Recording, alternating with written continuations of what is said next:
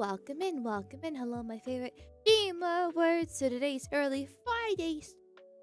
Hope you have a good day today so far. If not, it's going to be a lot better. Hopefully, I'll try to make it at least a little bit entertaining. It's not completely all doom and gloom.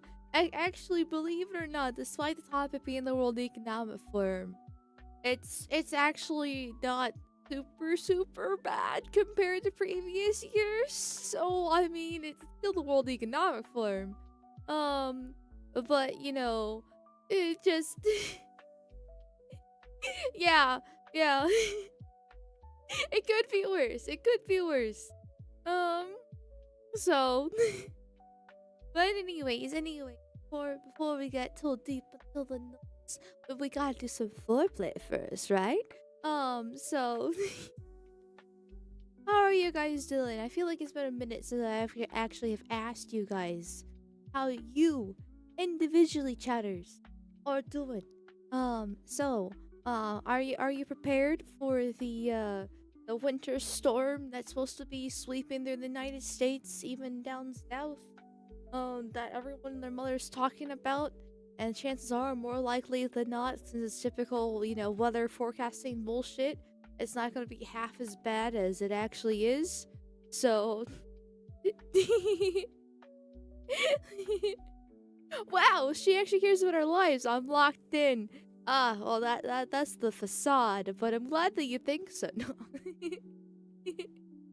No. um, yes, I want the snow. Good.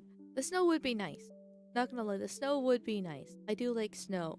Um, but I also do think that they're probably making a big deal out of nothing. Like Texas is probably gonna get like 2 inches of snow and then and act like it's the apocalypse and the end of the world. And then they're gonna have like the whole like power outage again, like they did like 10 years ago now.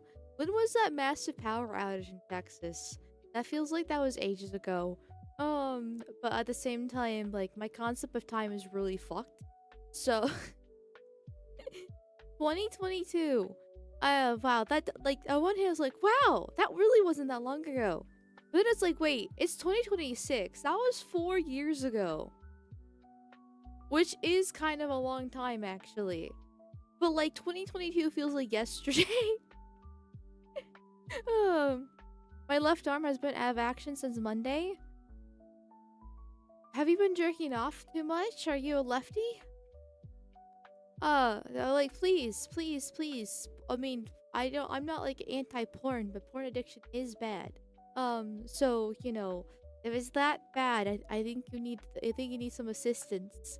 Like well, obviously your left arm needs assistance now. Also probably your dick. But, just Jesus it is the way. Oh, um, like 7, 8 years? Oh, apparently not. Apparently, according to chat, it was only 4 years ago. Um, but the last polar freeze was like 2018, 19. Oh, okay. Well, I thought the power outage was the last polar freeze in Texas. Maybe they've had multiple at this point. Um, literal Satan cabal is at it again. Yes, they're always at it. They never left. Like when I was trying to make the thumbnail here, I was gonna say they're back, and then I was like, no, somebody in the chat's gonna be like, actually, they've never left. And so it's like, okay, fine. Then I'll just make the thumbnail. They never left, and hopefully that's gonna be good enough. Cause I'm kind of lazy when it comes to thumbnails. Okay, so but I'm lazy with everything.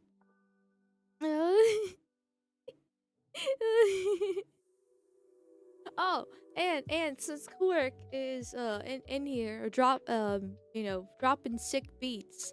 Uh, I gotta do his ad read. Chat, don't foreplay with your Oshi. She's a woman. Do what's supposed to be done. Like go to the dragonstreasure.com and use code Amalgamyte for 10% off at checkout on soap. Your Oshi wants you clean and caffeinated. Warning, parasocial behavior is Indian coded and your Oshi might redeem. Check the links below. True and real. Everything that's said in that ad read is completely true. which is why you should go to thedragonstreasure.com and use code Amalgamyte for 10% off for your tea, soap, coffee, and powdered drinks needs. And therefore we can increase the socialism. um, Now there was a polar freeze in 22. I went to Miami that year and it was 42. I feel like you're being sarcastic because I read 42 and I'm just like, that's amazing weather. I can go out in a jacket and skinny jeans. Actually, okay, it's getting to a little bit to the colder side. I'll actually get like an actual sweatshirt. In that case, but like 42, that sounds fantastic. But then it's like Florida, so you know I have to like factor that in. But when I think polar freeze, I think like 20 degrees at like max and a shit ton of snow. That's what I think of a polar freeze. But I am, yeah. I am clean. Good. Stay clean. 42 is quite cold for Miami, Florida. Yeah, fair enough. I know, but like, still, I just think 42. And like, there's not even snow. What do you think about polar freeze? There's no even snow at 42. Thank you, Doppelganger, for the 500 warp tokens. Thank you, my dude. Trump should have. Oh, yeah. Okay. Also, I don't know what the fuck is wrong with arts, but balls do not communicate to which vibrate.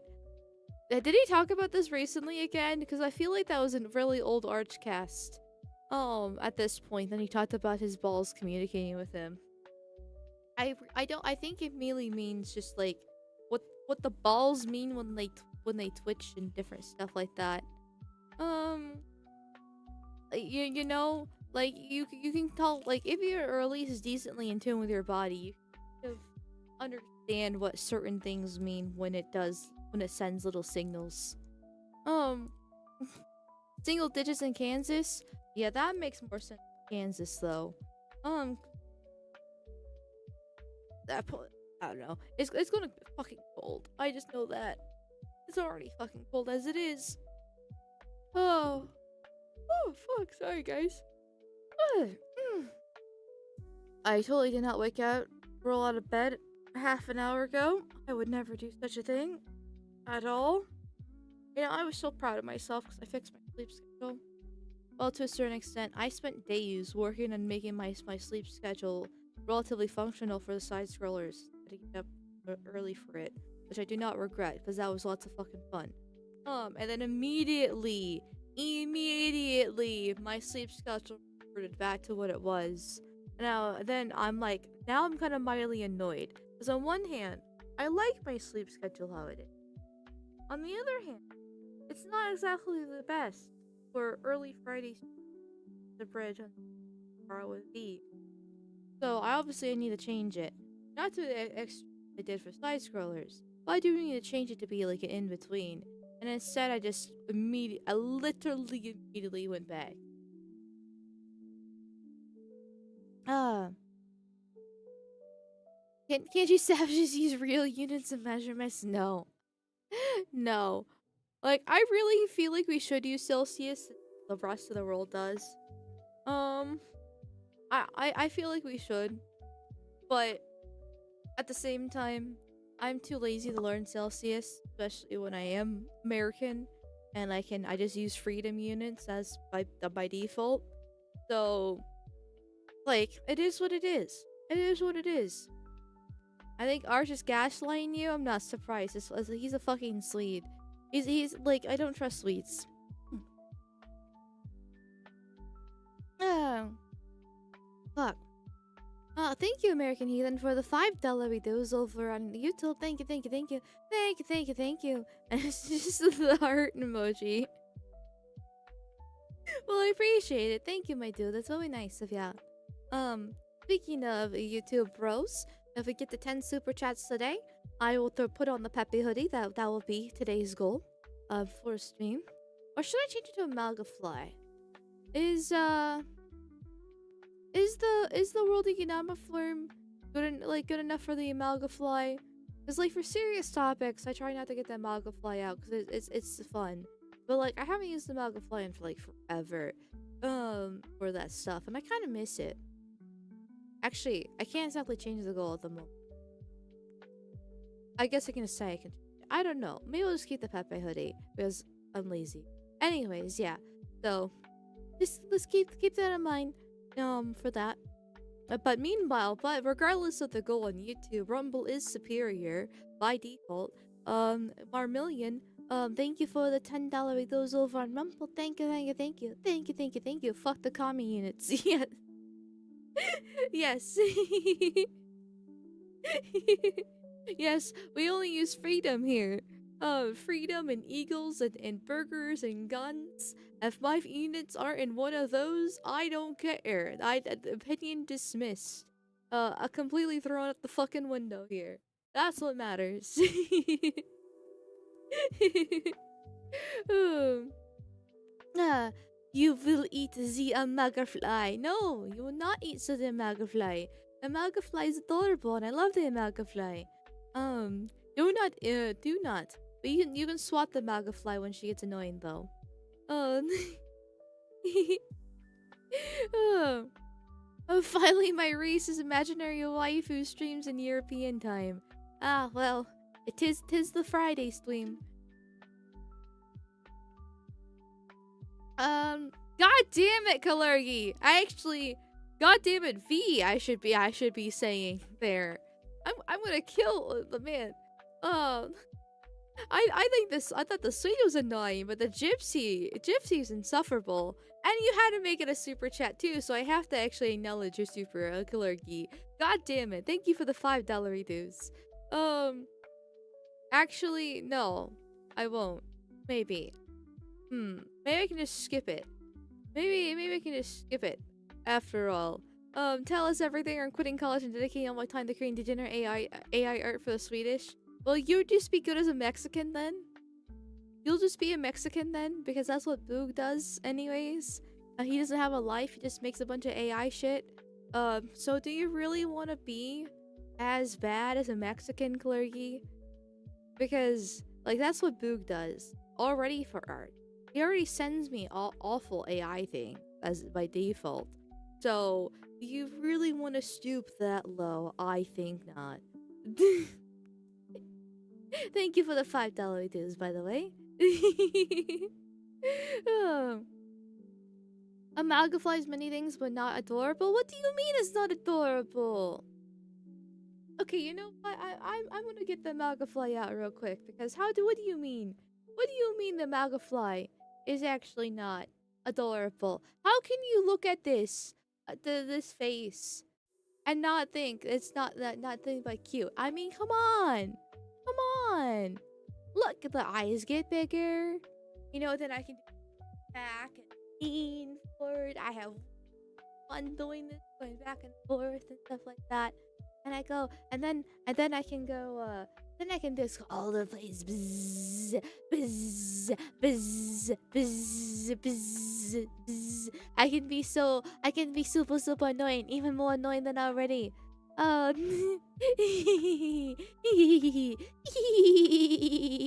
I'll be the fly in the wall of the World Economic Forum. I will be the bugs that swab once the stuff until you're red and your other food to replace the protein because the cow's protein is really, really bad. Bzz, bzz, bzz, bzz. Who opened the jar? I did.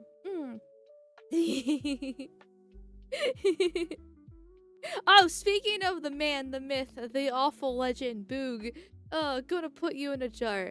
How about no? How about no?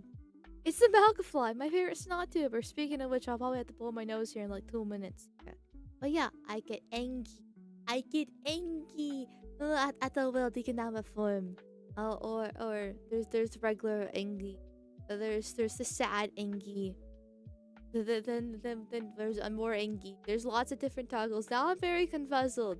There's so many toggles, and I lose track of them, which is actually the main reason why I don't really use the Magafly that often, because there's just so many toggles and I don't know what to do with them. The burden of having too many options. And we got the big cry when you really hurt my fifis. Because facts don't care about my fifis and it hurts. Ugh. And then fifis hurt again. When you don't call me cute. Yeah. So this is what happens with super chats up here. You know, I gotta add a little bit of some emotion. There we go. Nervous. What's this one? Okay, this one's adorable. And this one's one of my favorites too. Hee hee hee hee. Uppies, please. Please. Can I sit in your lap? Can you pick me up and hold me like a little chihuahua, and hold me tight and give me cuddles? That'll be really adorable. Please. I won't be too fucking weird. I promise. I won't. I'll probably lick your face, and then bite you, and then make weird autism noises in your ear. But please, please.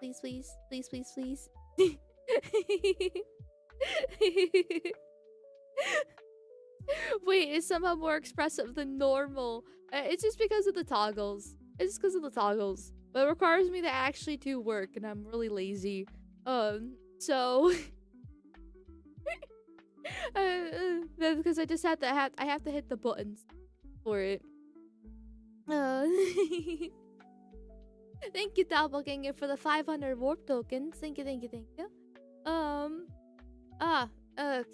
Okay. Well, remember, chat, we usually don't talk about a certain Canadian here. But to answer your super, because it is 500 warp tokens, I'm still up. Last I heard, he's not joining. Hopefully, wait, I think I can say that. I think I can say that. I don't know what's good or what's not. There's been some updates to the roster for that. So, yeah.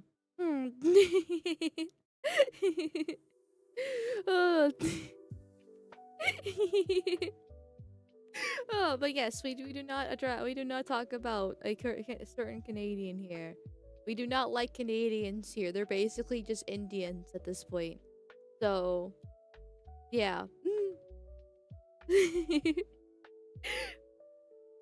I didn't know that was a channel role. Well, it's not something I really address because here's the thing, right? Despite my how I talk about politics, I don't like drama. I really fucking hate drama. Mostly when it comes to VTubers because they're women and I hate women and they're all fucking bitches with cat fights and they're all fake as fuck and there's just constant problems there and I hate it with a burning passion. But the drama rule technically applies to like all drama on the internet in general. Because I just don't care about it. I find it exhausting.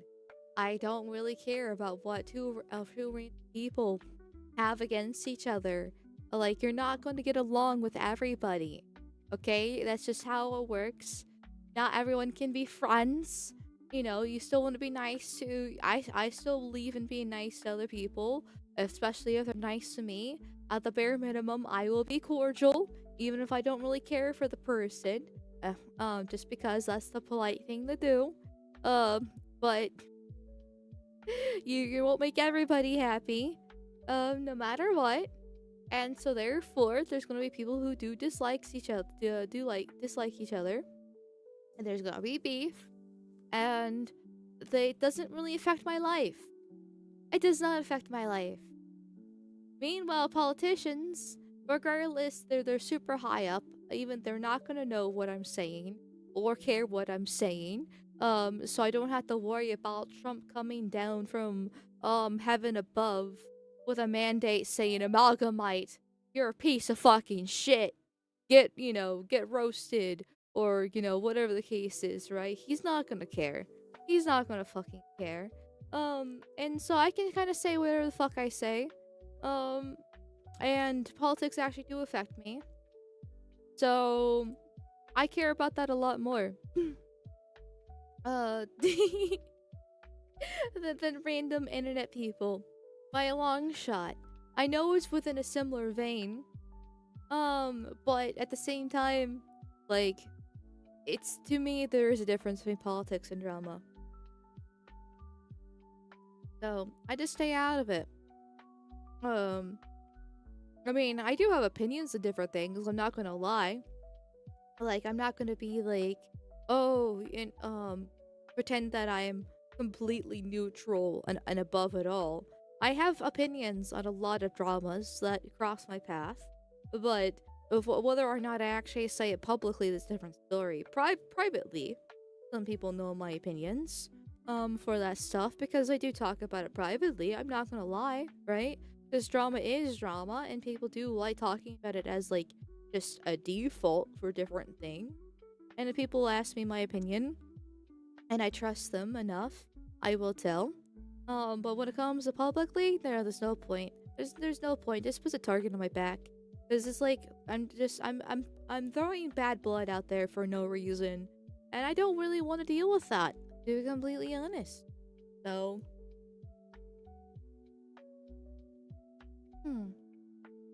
politics is drama with power that affects your life. Exactly. And that's why I care about it. Also, speaking of needing to blow my nose in a few minutes, the time has arrived. Give me a second.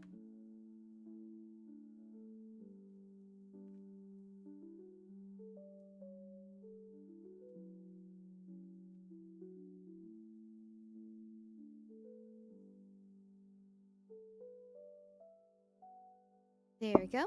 Thank you, Thomas Manex, for the $2 those over on Rumble. Thank you, thank you, thank you. Thank you, thank you, thank you.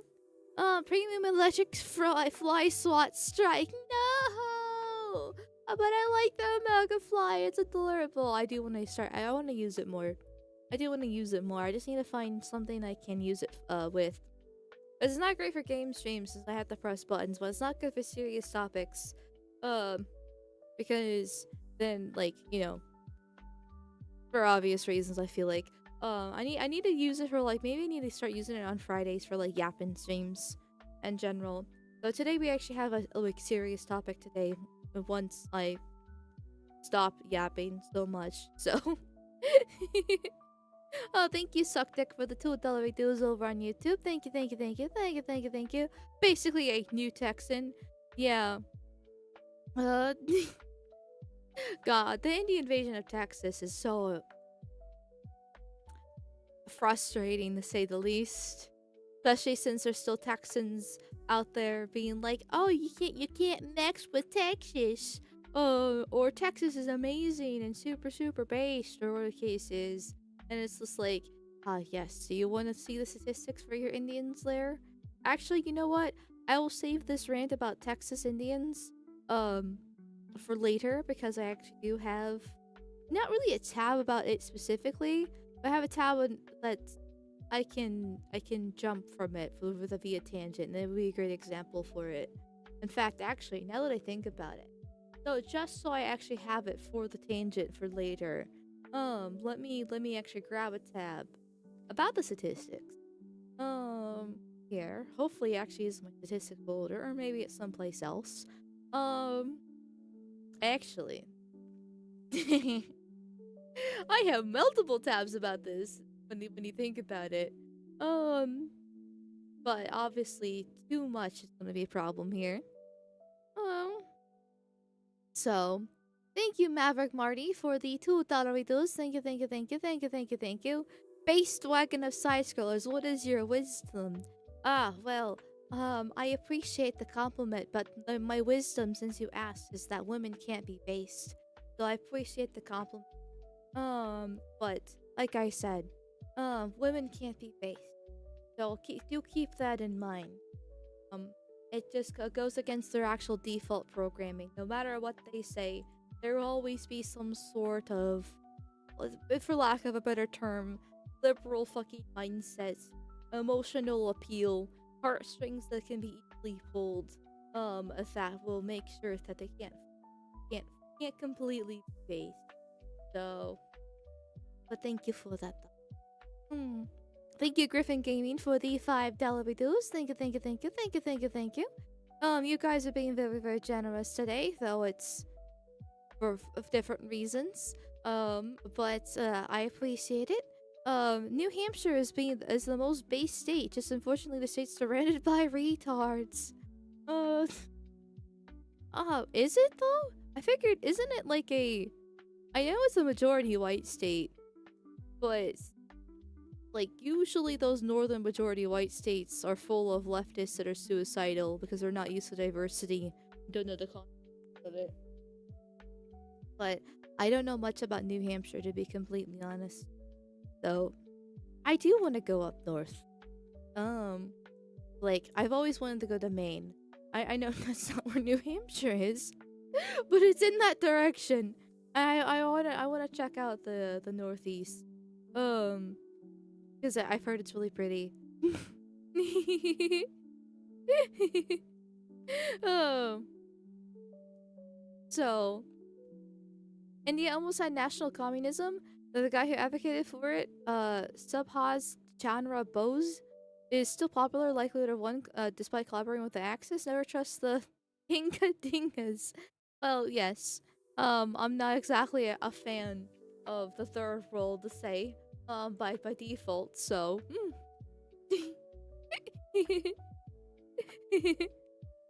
um, Hence why Trump is bringing back insane asylums. Actually, I do have a tab about that. I know about, I talked about it briefly the other day, but I wanted to actually, like, watch the speech and talk about it, because I feel like we'll use it as a way to end stream on a white pill. Guaranteed white pill. The rest of today's tabs, not as much as a white pill. 2/3 of Dems live in big cities. Over half of Democrats run cities, or 1/3, but they're only 14.5%. Dems will the kids, so they need to open board retain convert the general voter. I mean, yes, that everything you said is technically true. Obviously, big cities, no matter how red the state is, are notorious a Democrat. But foreigners are definitely much bigger nationally than those statistics. Because you have to trust the government with statistics, and that's going to be like the legal ones. It's not including the visas, and it's not including the illegals, and it's also not including the illegals that scam the system and got fake paperwork to be considered legal. At the same time. And so when you think about it, actually literally half of America is foreign. I'm not even joking. When you actually think about it and do the rough math, give or take, half of America is foreign. Because the illegal immigrants are probably between 75 to about 100 million. It's definitely much higher than the 12 million statistic that they've been talking about for 20 years now. And usually they only do that with the Trump administration has been throwing that number out with what Biden brought in. But illegal immigration has been a problem long before Biden. He just made it a million times worse. Then once again, there's a bunch of immigration scams that occur to make these illegals legals, or at least give them fake paperwork and driver's license and social security to at least give that appearance. And then the Trump administration did admit last year that there's 55 million people on visas alone in America. And that's hopefully an accurate number. A very popular scam that to come in illegally, other than, through the southern border, is tourist visas. Because you can just come here on a tourist visa for 2 weeks, go to New York City, and then disappear. Literally, it's that simple. You literally just come here on a tourist visa, and then disappear. And do under the table work, and get cash that way. New York City and other sanctuary states are great places to do that, because there are so many foreigners there already, and so they'll use cheap labor, and they're all kind of, doing roughly the same thing. Not to mention, each New York City has a ton of different ghettos filled with foreigners of different nationalities, and their own little sections where they'll help their own, and then they just disappear until eventually they can find a job that will sponsor them to give them a work visa, or maybe an American that already has that has their citizenship if they are able to get that, or maybe they just live under the table for the rest of their life. It's really hard to tell how it comes in, and so it's it's very depressing numbers once you start getting to like the nitty gritty of it. So, and it's a hard pill to swallow. Another change citizenship via passport bro to get a Filipino or Indian wife, yes. But it doesn't even have to be via the passport bros because they're such a very small minority. It's just change citizenship just in general. Where you already have Indians.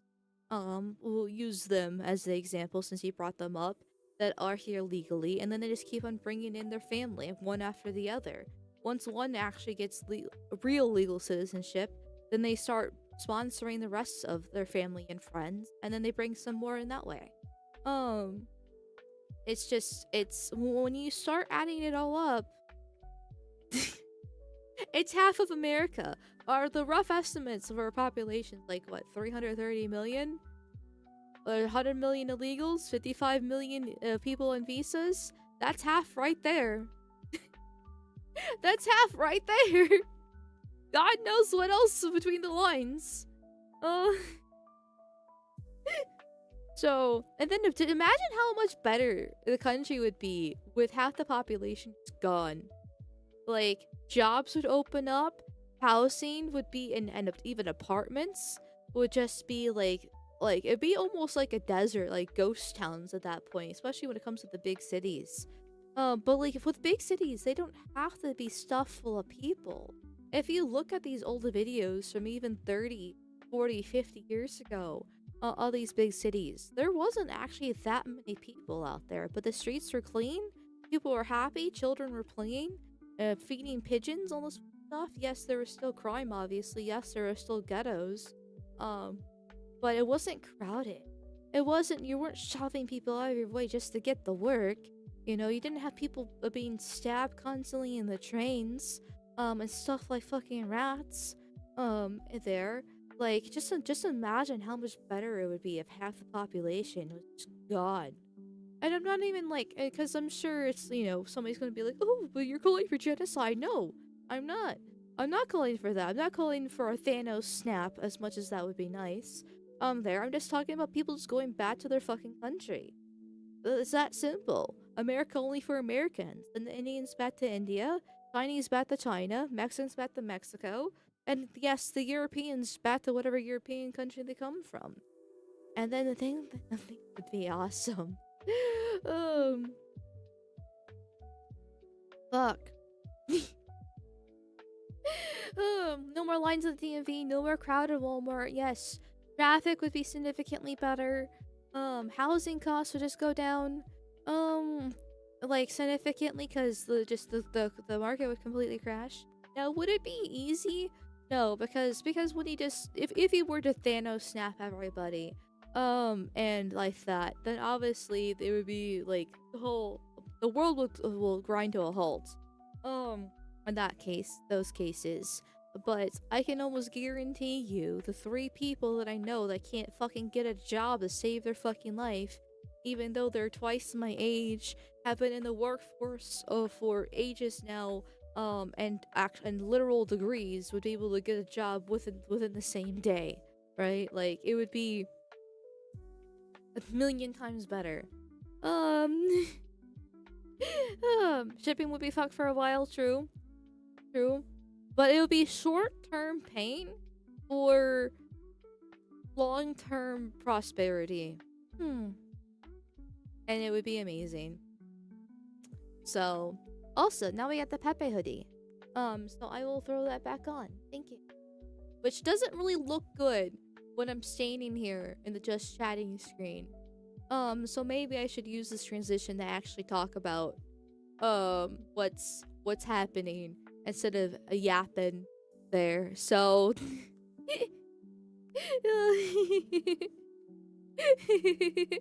yeah, get the work done.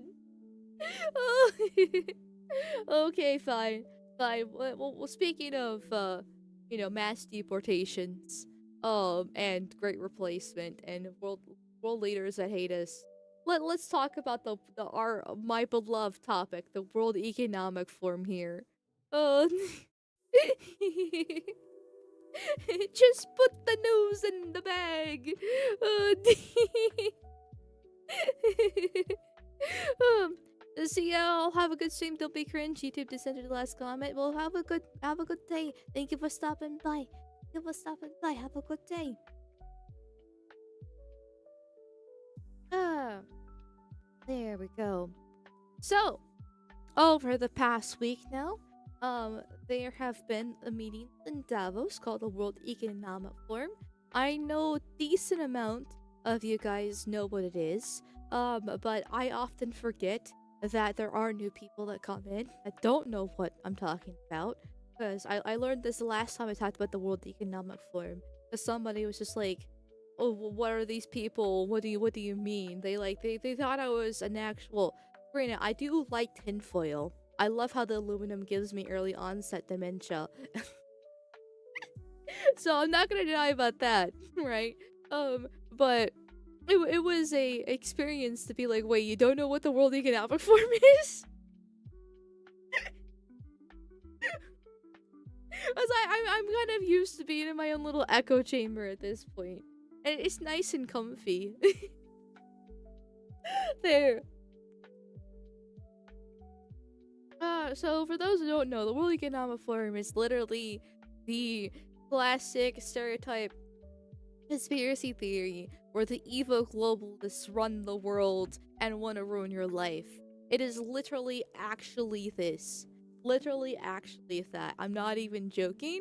It sounds so I know it sounds ridiculous, but it's true.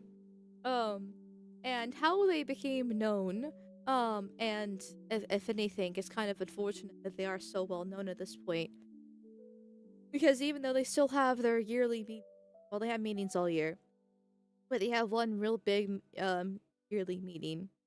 Um, they're definitely aware about the fact that people know about them now, and so they have changed their rhetoric and they have calmed down a bit. Which is why this World Economic Forum, a lot of people are talking about like, oh, Trump owned them.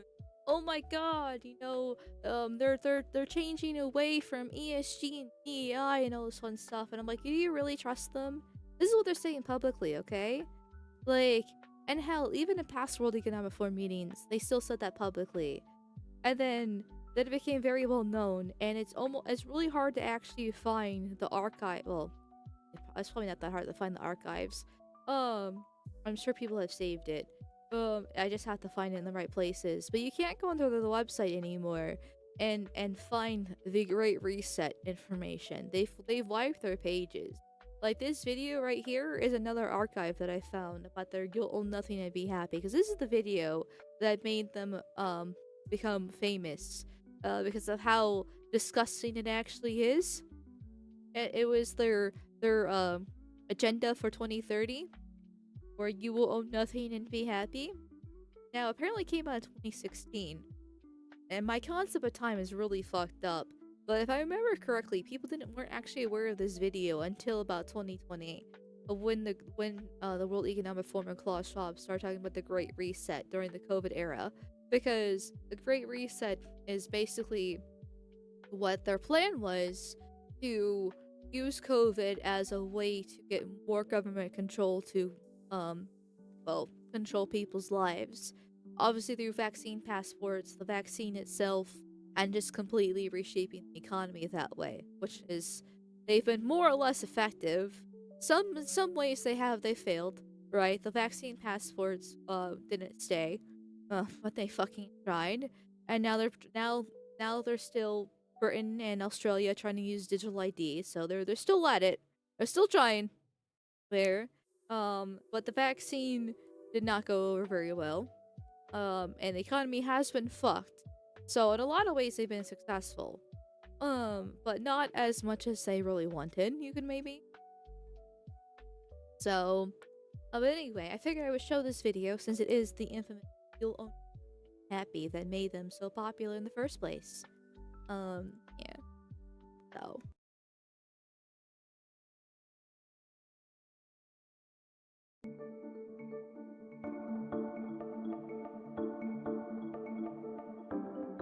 Oh, that's right. They don't actually have people talking.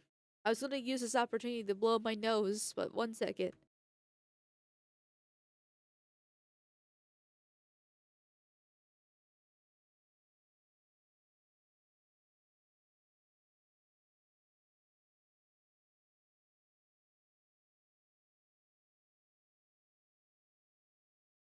Alright, there we go. Let's try this again. You'll own nothing and you'll be happy. Literally right out of the gate. Whatever you want, you'll rent and it'll be delivered by drone. The US won't be the world's leading superpower. A handful of countries will dominate. You won't die waiting for an organ donor. You won't transplant organs, we'll print new ones instead. You'll eat much less meat. An occasional treat, not a staple, for the good of the environment and our health. You will eat bugs. 1 billion people will be displaced by climate change. Ugh. We have to do a better job in welcoming and integrating refugees. Polluters will have to pay to emit carbon dioxide. There will be a global price in carbon. This will help make fossil fuels history. You could be preparing to go to Mars. Scientists will have worked out how to keep you healthy in space. A certain journey to find alien life. Western values will have been tested to the breaking point. Yeah, you're well. That's for sure. Checks and balances that underpin our democracies must not be forgotten. Uh-huh. Like, comment, share. But they say that. But it became so liked, commented, and shared so much that they had to delete it. Because people were like, hey, this actually sounds like fucking ass. Like, this literally sounds like a dystopia. You'll own nothing and be happy. You will. You have no choice in this. You will own nothing. You will not own a house. You will not own a car. You won't have pets. You won't have food. You won't have anything. But you will be happy owning actually nothing and having everything delivered to your doorstep. Like one of the examples that they gave that I remember from back in the day was that like you would like obviously like rent an apartment and then you would actually have to order your pots and your pans. Um if you wanted to cook, because cooking would be considered a luxury at that point. And so you would actually have to place an order for pots and pans. And then a drone would deliver you pots and pans to come by within like 10 to 15 minutes so you could cook. And then you would use them. And then you would just send them away after you were done. And it's like, what? What? Hold on. The pots and the pans too? Like that example they gave was so scarring to me that even my dementia riddled brain could remember it. That's how fucking bad it is in this case. Uh like when they I mean literally you own nothing here. And you will rent everything and it will be delivered to your doorstep. Um, and like the US won't be the world's superpower, just be a handful of countries. Yeah, I don't trust the third world.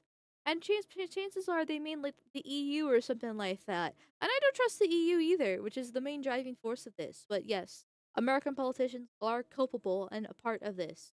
Like printing organs, I don't really like things that are artificial, so I'm against that. I don't trust them. We already have microplastics crossing the brain barrier as it is, okay? I don't really want fake fucking organs, but I can at least sympathize with that at least a little bit more in this case. However, the same thing that's making fake organs is also making the fucking fake meat that Bill Gates is throwing out there. And they really don't want you eating meat because of how fucking healthy protein actually is for you at all. Like they want you starved, malnourished, completely relying on the state. And it's not simply a just conspiracy theory. It's not some random fucking company that's throwing out these dystopian things. It's called the World Economic Forum because major politicians in every single country goes there. I mean, Trump, the reason why it's the topic for today is because, they had their yearly meeting and Trump did go to it. But even if Trump didn't go to it, you still have Macron, the French president. Um, let's see. I know Justin Trudeau's gone there to the past, but he's not the Canadian president anymore. I think it's Mark Carney these days. And I'm pretty sure he went to it. You have Ursula von der Leyen, the leader of the EU. Um, you have the German president. Keir Starmer goes there. Obviously uh the PM for Britain.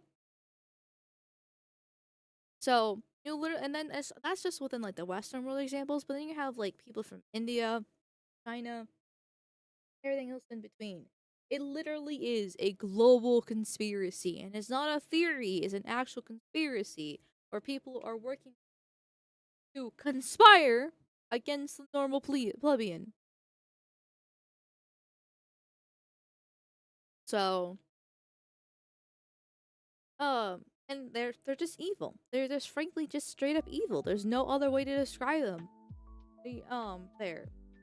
And when this became popular, as well as the Great Reset, which was like I said during COVID, that's when it became popular. Here's an article talking about it from the Lotus Eaters. I'm using them as a source because they did extensive research and looking into the World Economic Forum and Klaus Schwab when this was all happening back 2020, 2021, 2022. They still talk about it to this day in general.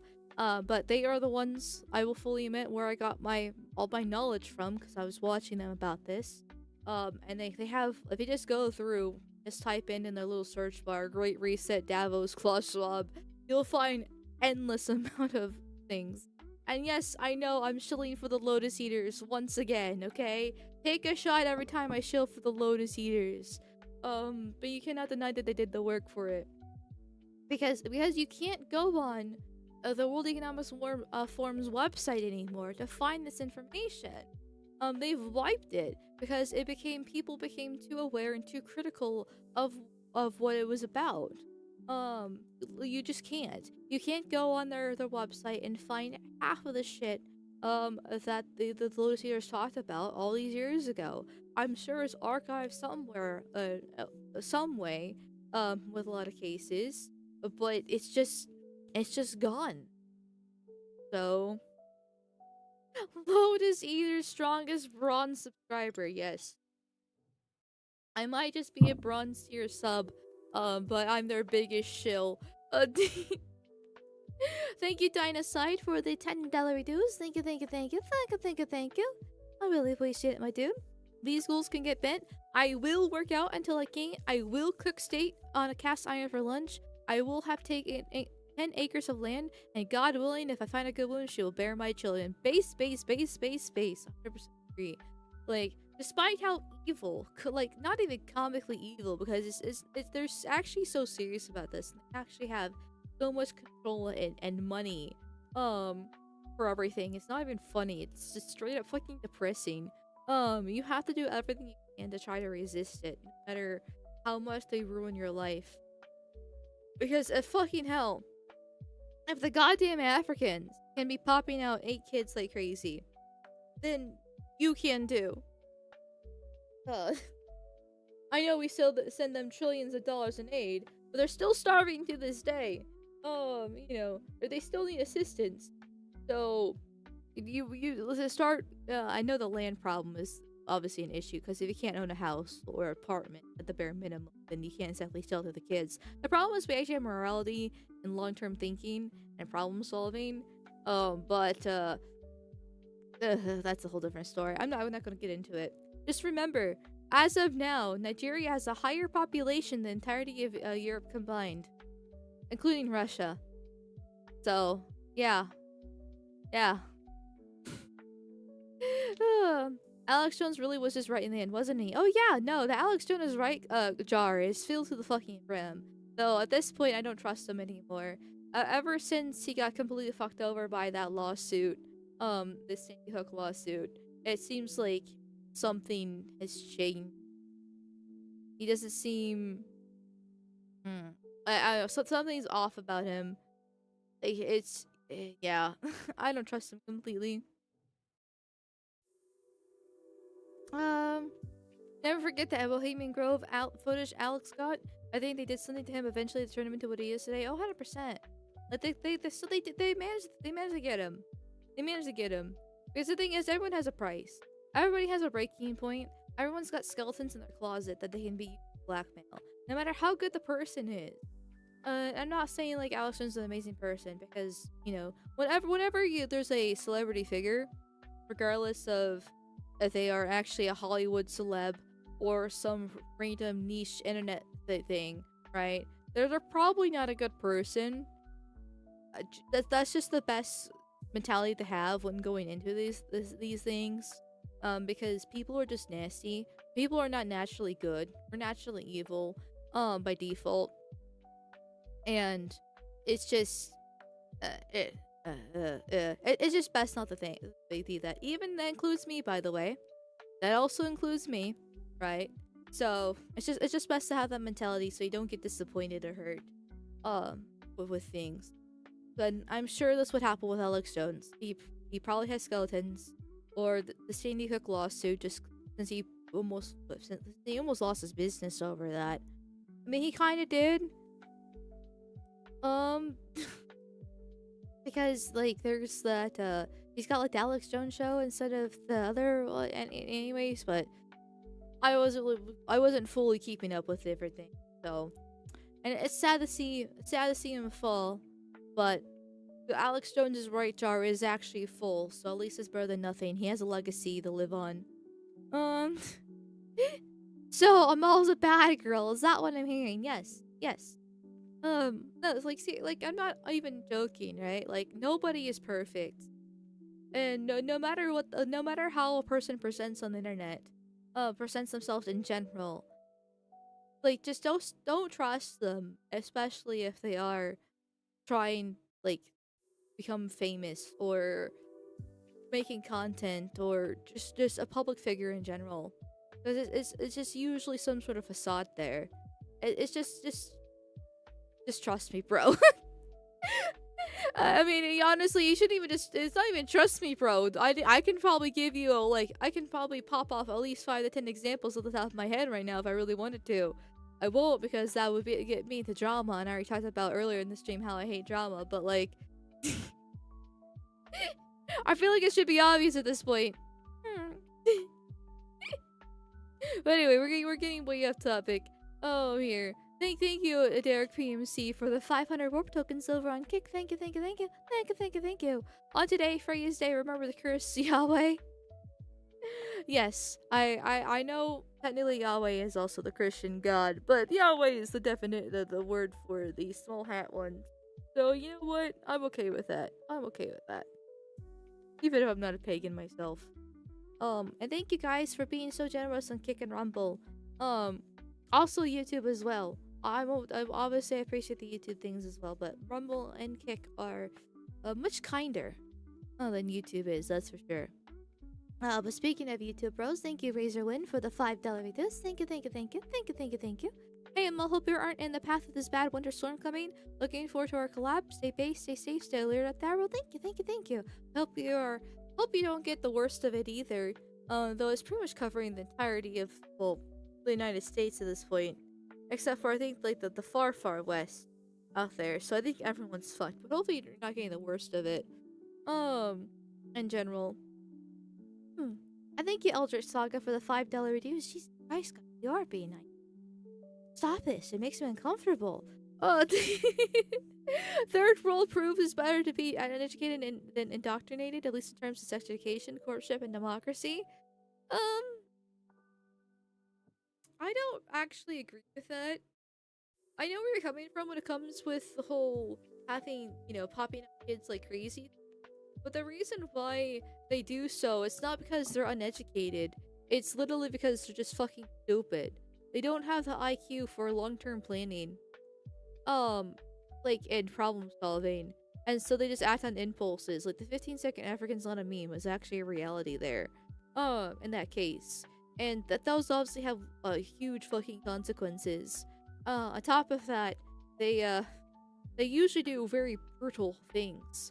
I'll use Africans as an example again. there was a tribe in Africa that purposely put sand and dirt in women's vaginas to make it rough and coarse and dried out as possible because they think the friction makes it feel better, which makes both the vagina and the dick bleed, which makes them transmit AIDS at super high rates. That's not exactly great when it comes to sex education, courtship, and democracy in those regards.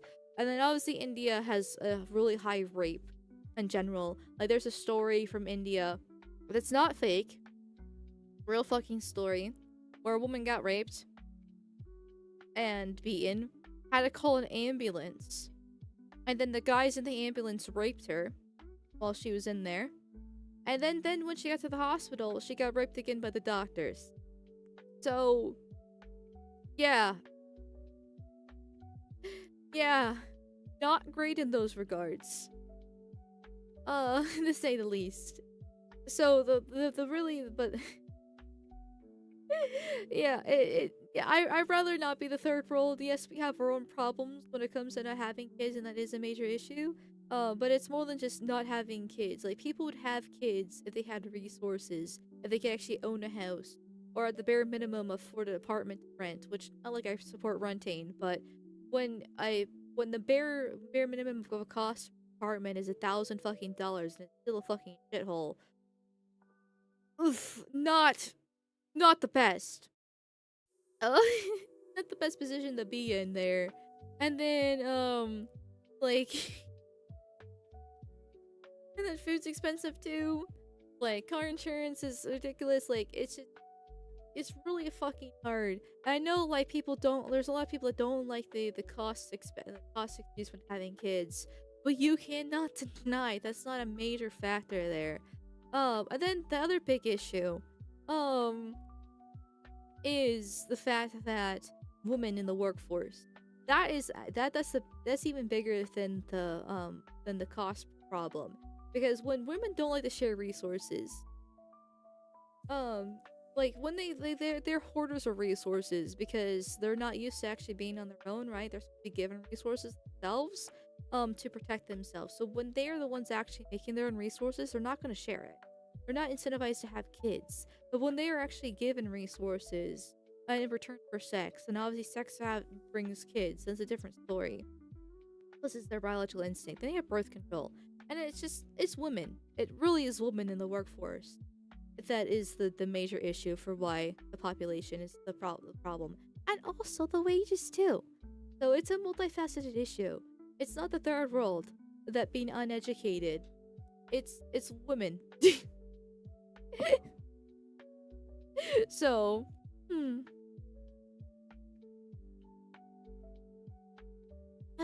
There's also the story of the white woman who went to India to cure her depression, later found raped, beheaded, and strung upside down in a tree. Yep. Happens all the time. Happens all the fucking time. A white woman wants to go on her own spiritual journey, traveling alone, goes to India or Africa, and then she's dead. She just dies immediately. I know Art told me a story about some Norwegian women. Two Norwegian women went to Africa, and the same thing happened to them, where they got raped and beheaded as well. So it just happens.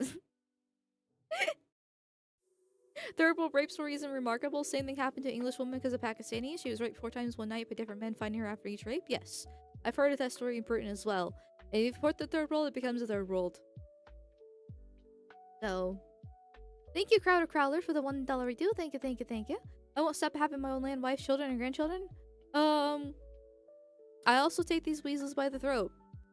Well, hopefully, hopefully you can have the land, wife, and children, and grandchildren, and then, we can solve the problem with the globalists.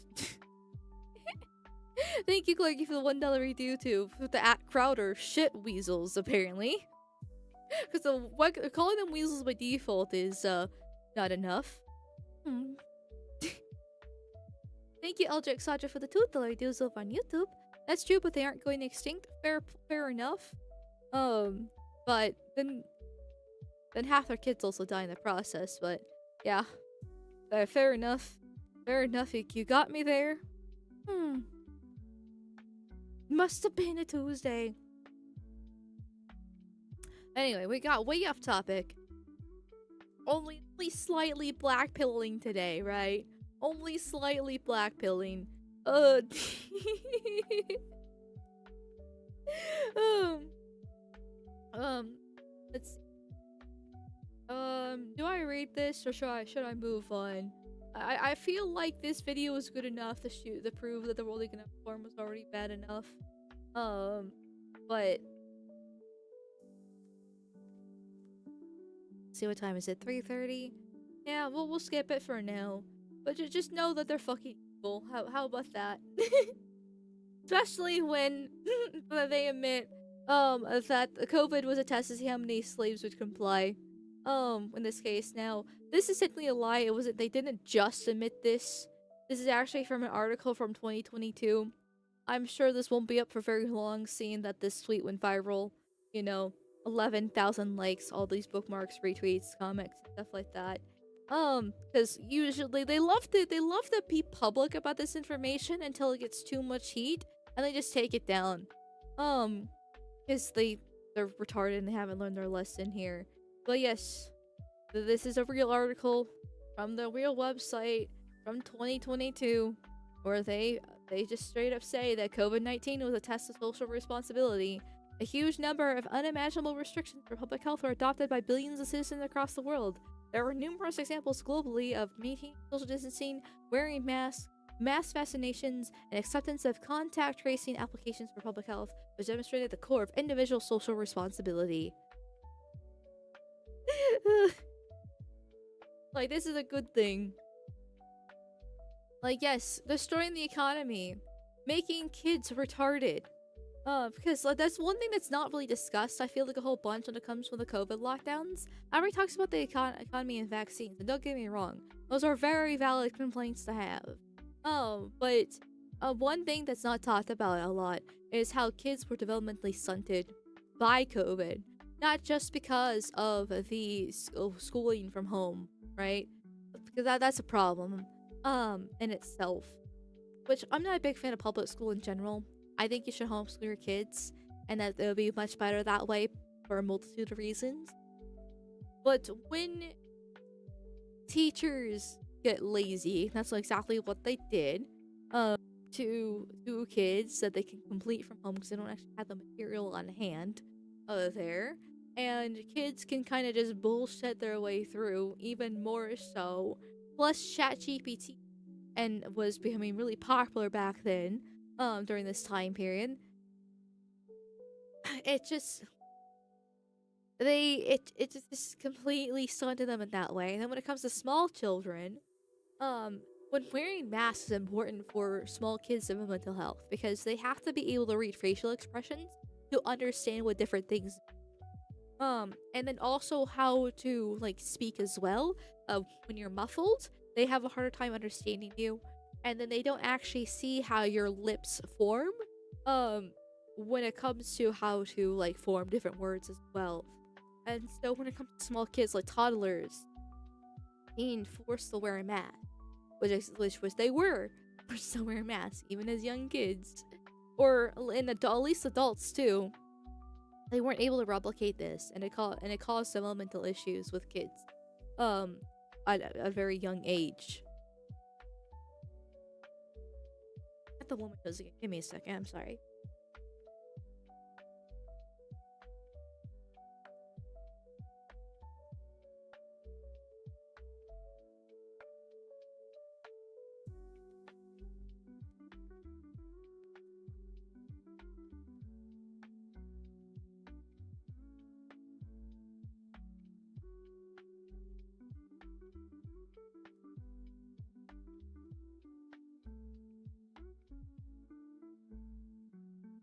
Now, I want to believe that's not completely lost. Because I feel maybe I'm being a little bit too filled with copium here, but I feel like a decent amount of people found out that the masks were a scam, or at least figured it out relatively early on.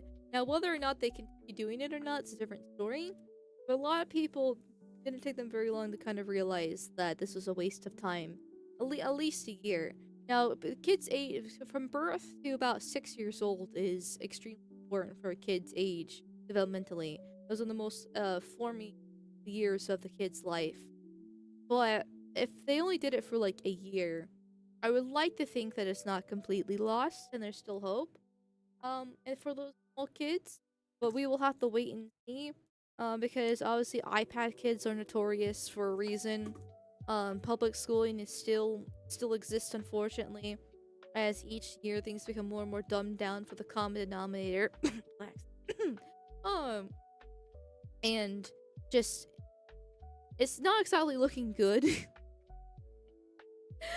For Gen Alpha, that's for sure. And then there's also the problem that at each generation keeps on getting more and more diverse. Well, I saw some article the other day about how like kids are going to college not able to read a sentence, and it's just like, okay, let's break this down by demographics here, because I think we kind of know which kids aren't the ones able to read a sentence by college here. Because I think the statistics for white kids is like 33% at this point. No, or is that the wrong statistic? Or is that when the boomers die? That's when whites will turn to America. I think I get my statistics confused here, but it's looking pretty fucking bleak. I know at least half of kids are non-white, and that's not exactly a good sign. So Gen will probably be more extreme to either side since indoctrination got worse. I mean, yes, but they're also nuns. So I don't really care how base that they are. Like, if you're a nun, you don't belong here. So, as it is, for the whites at least, I mean, fair enough, I guess. But yeah, but meanwhile, before I get into my racist tangent number 5002, the World Economic Forum just being like, yeah, it's a test of social responsibility.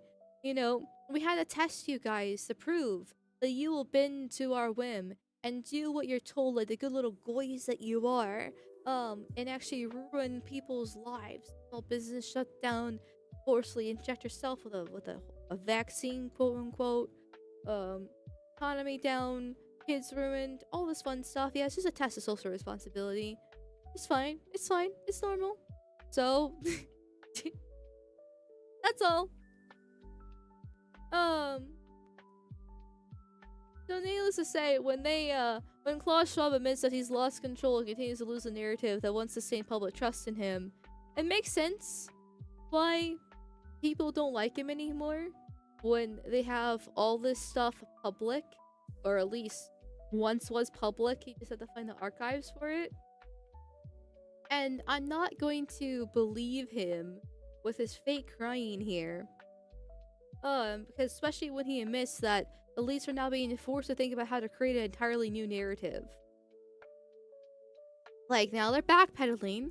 They've realized that they pushed too far and were too open, and people are starting to notice.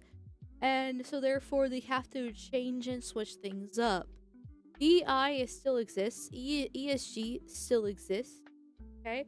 Woke is not dead, because these are the people who are perpetrating and pushing wokeness. It's still a huge problem. It's just that they push too far. And so therefore they're going to try to switch things up. Let's listen to the evil man himself. Because he was the one in charge of the World Economic Forum for the longest time. He stepped down last year, but they're still running. I think that we are losing a narrative which has guided humankind since its beginning. It's the narrative that you are here and you owe your existence also to prepare a better future. If you go back to the agricultural society, even to the beginnings during the whole time of the industrial society, there was this drive to create a better world for the future. Today, with all the crises which we have, with the multitude of problems we are confronted with, I think we have become much more egocentric on a individual and also on a national way that makes international cooperation so much more difficult by Nationalism is bad. Is he's trying to be like, oh, well, there's always been this desire to improve society, uh, from ages on and stuff like that, which is technically true, right? People have been trying to advance society throughout the centuries and stuff like that. But he's trying to use it as a shield to be like, yes, nationalism is bad. He shouldn't be individualistic, which there's problem with individualism. Don't get me wrong. I do wish white people in general were more collectivist. Um, but at the same time, the Western world's individualism is what makes it so great. Because we're not being tied down by a bunch of not norms, but rules and regulations that where if one like let's use like it's a very concept third world example where like part of the family does really something really fucking shitty, and so the whole family gets dragged down through the mud, and you have to deal with the generations of consequences for your uncle being a piece of shit essentially. In that case, no, your uncle's a piece of shit, but it's just your uncle. You yourself are a different person, and you can be different than him and be better. In that case, that sake of individualism is actually good. In this case, but he's trying to be like, yes, individualism is bad, nationalism is bad. We must work together as the whole entire world, to bring everybody down, so we can control them. Um, Thank you, Eldrick Saga, for the 5 gifted memberships over on YouTube. Thank you, thank you, thank you. Thank you, thank you, thank you. I greatly appreciate it. Now more people can join for the members only streams that occur once a month. I greatly appreciate it. That's very kind. Thank you, thank you, thank you. Thank you, thank you, thank you. And thank you, Clarky, for the $5 reduce. Masks, like the jabs, were to kill 2 birds with 1 stone, burning them with trapping CO2 in the body, causing lung conditions and acidosis, acid in the blood, make some dollars and eliminate some goalie. Yes. Um, Thank you for mentioning the masks are actually bad for your health too. I should have brought that up myself. My bad. But thank you for mentioning that because it was stopping the amount of oxygen you get into your body. It's not healthy healthy. the way. And I think we have to think about how we recreate this narrative. And here, I have to say, I'm quite optimistic. You must recreate the narrative, and I'm quite optimistic. Yeah, I don't. My phone for tracking hides the little thingy that dropped down out of it. I guess I could press the escape button. Wait, hold on a second.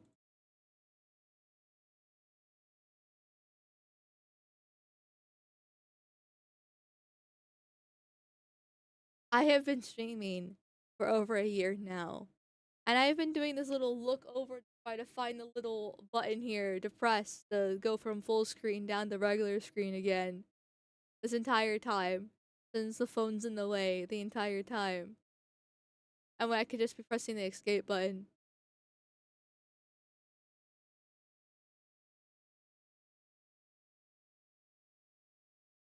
Remember, women are retarded.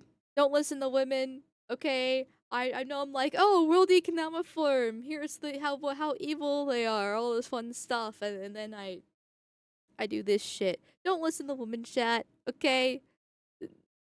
Go find a man to listen to politics to. It's over. 112 IQ Floyd. Yeah, the more time goes on, the more I really don't believe that's true. I think it's like 90 at best. Well, okay. I can understand per capita, okay? The only thing that makes me feel better about myself is I can understand per capita. So I have to have at least an IQ of 95, as I believe that's if I remember correctly, that's the IQ to understand per capita. Which, to be fair, that does fall within roughly the standard deviation of that online test I did take. So yeah, we're probably 95 at best. That's a low bar if I ever seen one. Hmm. Fuck. Did you go to the computer leering center? Oh, speaking of which, my sweatshirt came in, and I still forgotten to take a picture of it so I can show you guys. I should do that. I should do that. Yeah. Yeah. I was like, oh, then I remembered. I was like, yeah, I'll show it for tomorrow's stream. I guess I still can, but and then I remembered that I forgot to tell you guys that tomorrow's gonna be a Rumble only stream with Spoon tomorrow. So I probably should have done that at the beginning of stream. Yeah, yeah. Anyways, Claw Swap evil once again. Um.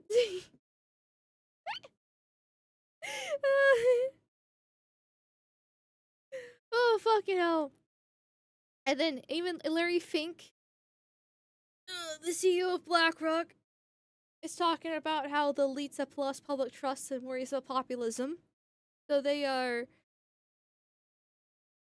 definitely aware that the cat is out of the bag about how people don't like them anymore and don't trust them. We believe that outside the United Nations, this is the largest gathering of global leadership of the post-COVID period of time. They also have other meetings that they do, just in general. There's fuck, I forget their examples. So the World Economic Forum is the one I turn to the most because it's the most obvious and public and aware of example. I know I learned one a long time ago that I forgot its name. Somebody already brought up the Bohemian Grove, um, or that Alex Jones, made aware of, and then just yeah, they meet all the fucking time. It's not just the World Economic Forum; they do this shit all the fucking time. This is the most popular one, to say the least. For many people, this meeting feels out of step with the moment. We hear all about the elites. And how does that play out in an age of populism? How does an established institution make a difference in an era of deep institutional mistrust? And there's some truth to. Okay, so why do we distrust you then? Why is populism on the rise? Why do people not like the elites, both left and the right? As much as I dislike the left, for a multitude of reasons, they are commies, and they don't like billionaires, and billionaires are considered elites. And I am sympathetic to why they dislike the billionaires, since they are the elites, because do have the most power, they have the money, they're the ones pulling the strings. Um, but the problem is, it's not exactly the billionaires themselves for the money. It's what they do with the money. That's the problem. Because we do need millionaires and billionaires and to run the economy. They are essential for it. Is what they do with that money to control you, the plebeian, here. So it's the globalists are the problem. The critique. I believe in this forum for a long time. I certainly wouldn't be leading this if I didn't believe that we can change and make the world better. But it's also obvious that the world now places far less trust in us to help shape what comes next. If the World Economic Forum is going to be useful going forward, it has to regain that trust. Yeah, no, I'm not. I don't want to regain that trust. I don't want to believe anything they fucking say. Especially, the thing is, right? So the cat's out of the bag. Nobody likes them anymore. Nobody trusts them anymore. COVID was instead of a great reset, it was a great wake up for a lot of people on how the government can overstep, control their lives, and then ruin it from the top down there.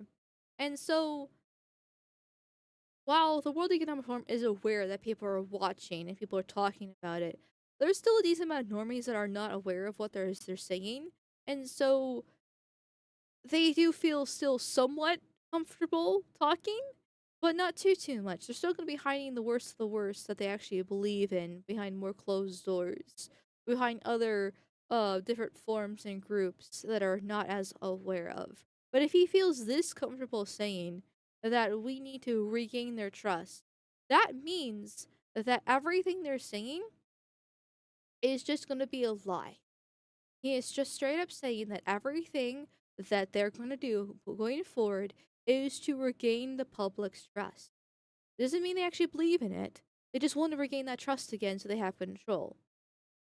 And so I wouldn't have believed him anyway if he didn't say this, because he's an evil fucking scheming bastard by default. But for him to just actually just straight up say it just proves once again, like, why should I trust you if you've already tried to ruin my life multiple times now, and now you want to regain that trust? Nah, no. Everything you're gonna say is gonna be completely filled with poison, and I don't believe you. I don't believe you. Like, and that's the thing, because like Trump made a speech, and we'll watch his a couple clips from his stuff here in a bit. But I just everything about the World Economic Forum is disgusting from through and through, including Trump being there, and I just want them gone. I hate them with a burning fucking passion, but they do this every fucking year, and they are scrambling, but they are not changing. Ah. And then you have like this happening too, right? Because this is from 2022. Not it wasn't just admitted. This whole test of social responsibility is sadly from 2022. Here the whole Great Reset was during COVID. The Oh Nothing Be Happy. This was suddenly in 2016, but didn't get popularized till years later. All this fun stuff, and now they're admitting that they lost the narrative. But then they have this guy, this president of a conference of European rabbis, which every fucking single Stein, I swear to fucking God, um, is talking about the rise of the extreme right in many European countries as a response to the insecurity felt by old Europeans. Old Europeans!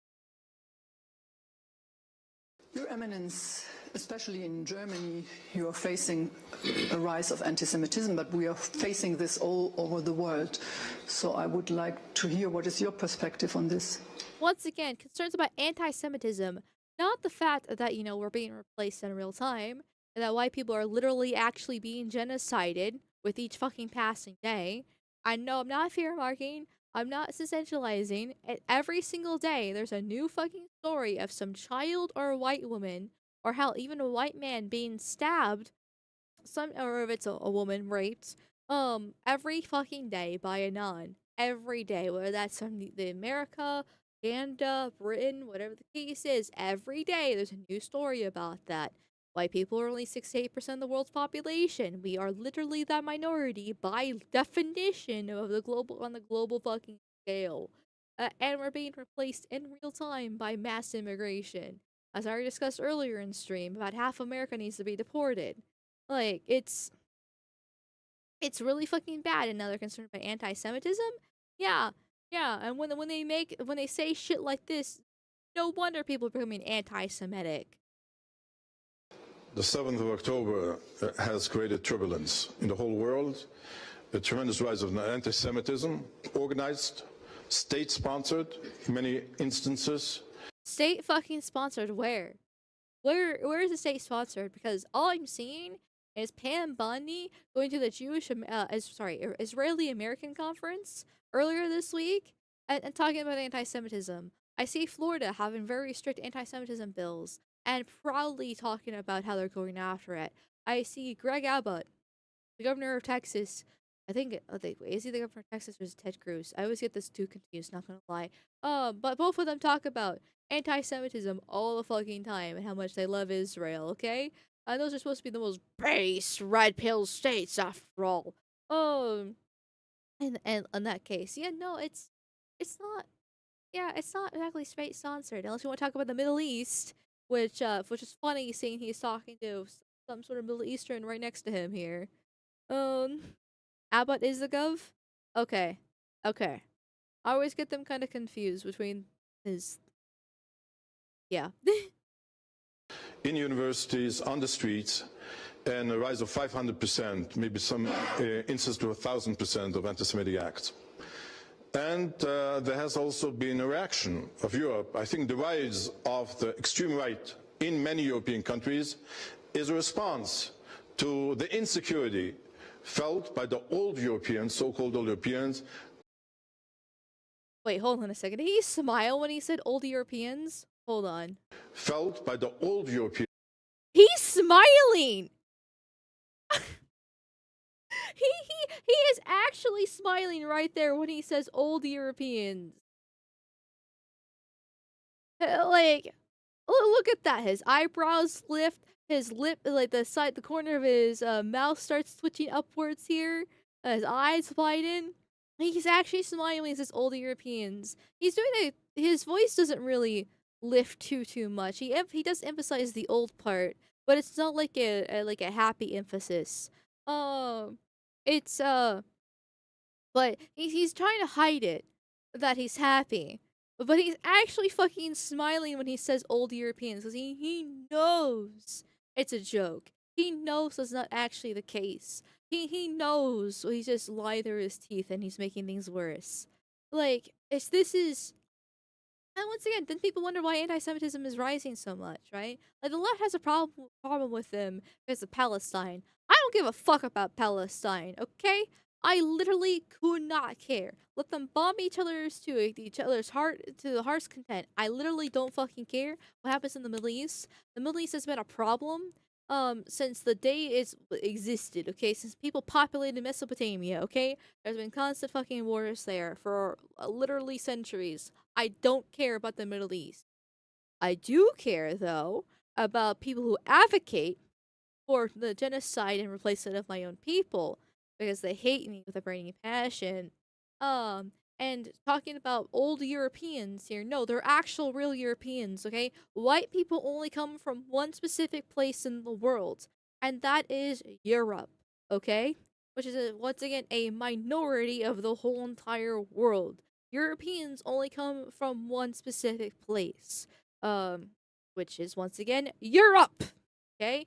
Britain, France, Germany, Russia, Romania, like Switzerland, where they're fucking located here, Italy, like Norway, uh, I don't know, Sweden, I guess. Like, I'm just throwing random shit at the wall, okay? At this point, for different countries that I can remember in my head, they only come from these specific countries, and it's a very small section of the world, not just in population, but also on landmass too. Like, I know Russia's pretty big, but only a small part of it's actual livable there. Meanwhile, Africa, a whole different story right there. There's only actual legit Europeans, and they are white. Only white people can be European. That's the default, and only people actually with ancestry within those specific countries are what they are. Right? So if you're, German, you've born and raised in Germany, you're white, your parents were born and raised in Germany, also white, and then grandparents, great grandparents, etc., etc., etc. That's what it is essentially. That's the lineage there. Like, Americans can't be Germans, and Germans can't exactly be Americans. Not to the same extent. It's a little bit, they're more compatible, but we are technically separate there. Like, because we are our own different fucking countries. Only Europeans can be white and the descendants there. Africans that just crossed over the border yesterday and started immediately raping, not so much. And yet he has got the audacity to call them old Europeans. Europeans, so-called old Europeans, regarding the new immigrants who came from the Middle East.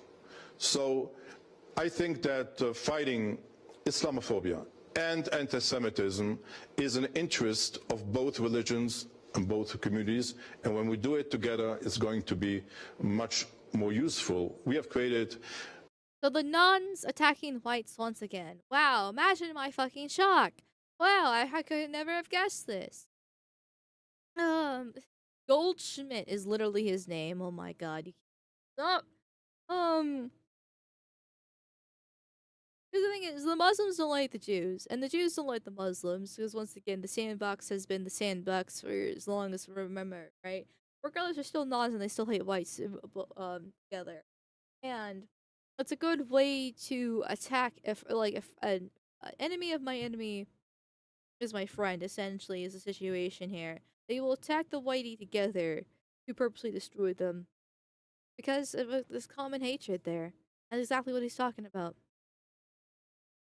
Under also the Saudi umbrella, more than 10 years ago, the Muslim Jewish Leadership Council. and which was successful. And we believe that we have to go this way if we want to make sure that every European can live in peace and walk in peace in the streets. Yeah, they can walk in peace to the streets if they had their countries back, that it wasn't filled with fucking immigrants. That would make sure, make the streets peaceful again, because Islam's not compatible with the West, by the way. Okay, they hate him, infidels, all that fun stuff, right? They literally see part of their religion as basically basic bitch fucking Muslims, regardless of the origin of the country, is the fact that if you are a white and non-Muslim, you are an infidel, and so therefore they can rape and pillage as much as they want. It's exactly what they do there. Okay? And then you have Mr. fucking Goldschmidt every single sign sitting there being like, yeah, we can get along with the Muslims, even though they also hate us too. To have peace in the streets. Yeah, no, you're instigating this. You're causing this problem. Yeah, no, get the fuck out of here. Oh, I'm doing the thing again. Old habits die hard. I can just hit the escape button. So yeah, get the fuck out of here when you call old Europeans, okay? So Klaus Schwab, Larry Fink here, talking about trying to regain this trust. Yeah, good luck regaining the trust when you have panels like this, talking about old Europeans, and working on fighting Islamophobia and anti-Semitism, because you're not going to gain any trust if you keep on these talking points. But not like they care, because once again, they don't actually care about regaining our trust. They only care about control. And I fucking hate their guts so much. Oh god. Oh, thank you, Crowder Crowler, for the $2 reduce. Thank you. Um so I can't read it. You're fat posting a bit too close to the sun, Crowder Crowler. Say that for tomorrow's Rumble only stream. Please, with Spoon. Or speaking of anti-Semitism, Spoons and I's Rumble only stream will be about the J question. So we'll be watching the Tyler Oliveira video, and then about the community in New York City, and then maybe go over the Argentina fires. Well, we'll see, because he can't stay for super long. He's being a little bit suicidal, but I'll yell at him more tomorrow. Thank you, Drunky. M. Cashel? Sorry if I'm mispronouncing your name. I'm just gonna call you Drunky. Hopefully that's okay. Thank you regardless for the gifted membership. Thank you. I really appreciate it, my dude. It's really nice. Really nice of ya. And then thank you, Clarky, for the $5 reviews over on Ko-Fi. Hell yeah, thank you, dude. Being an individual, loving race and family, studies show 99.7% of people are actually happier when they join the throbbing masses of Flesh Nexus. Orgasmic bliss awaits you in the slimy husk of single consciousness undulating for eternity. Disclaimer: some chosen people may not be compatible. It's crazy how clever that you are, Kalergi, when you make these super chats. Oh, in this case, I just sit there and I laugh, and then I get depressed again. As much as I wish to say, I must be going now. Take care of all and all, and have a good rest of the stream. Well, thank you for stopping by. I'm glad you enjoyed stream, even though I got the plus saying thank you for stopping by. Have a good rest of your day. Oh, I guess that's how I feel about you. Fuck. And then they also have the World Economic Forum elites openly admit that chemicals are being sprayed into the atmosphere to cool the planet, and even into the food supply. Which I already kind of knew about this. I've known about chemtrails for a while. And I've to actually alter and the weather, and it's been confirmed many times at this point. It's just another confirmation here that James O'Keefe was able to find by the most recent World Economic Forum meeting that they've had this past week. It's just adds to it. And I just can't help but think about it, because everybody's talking about this big, like, winter storm that's coming through, and it's super scary. I'm just like, okay, so is it actually genuine? Or is it part of this whole, like, chemtrails and cooling the planet thing that they're talking about right here, right now? Because at this point, I just kind of assume it is. Like for example, back in late 2024, I can't believe it's been over a year now. Well, there was that massive fucking hurricane, that hit, and it was so fucking bad. It even hit Appalachia and completely ruined it. And it's just like, okay, come on here, come on,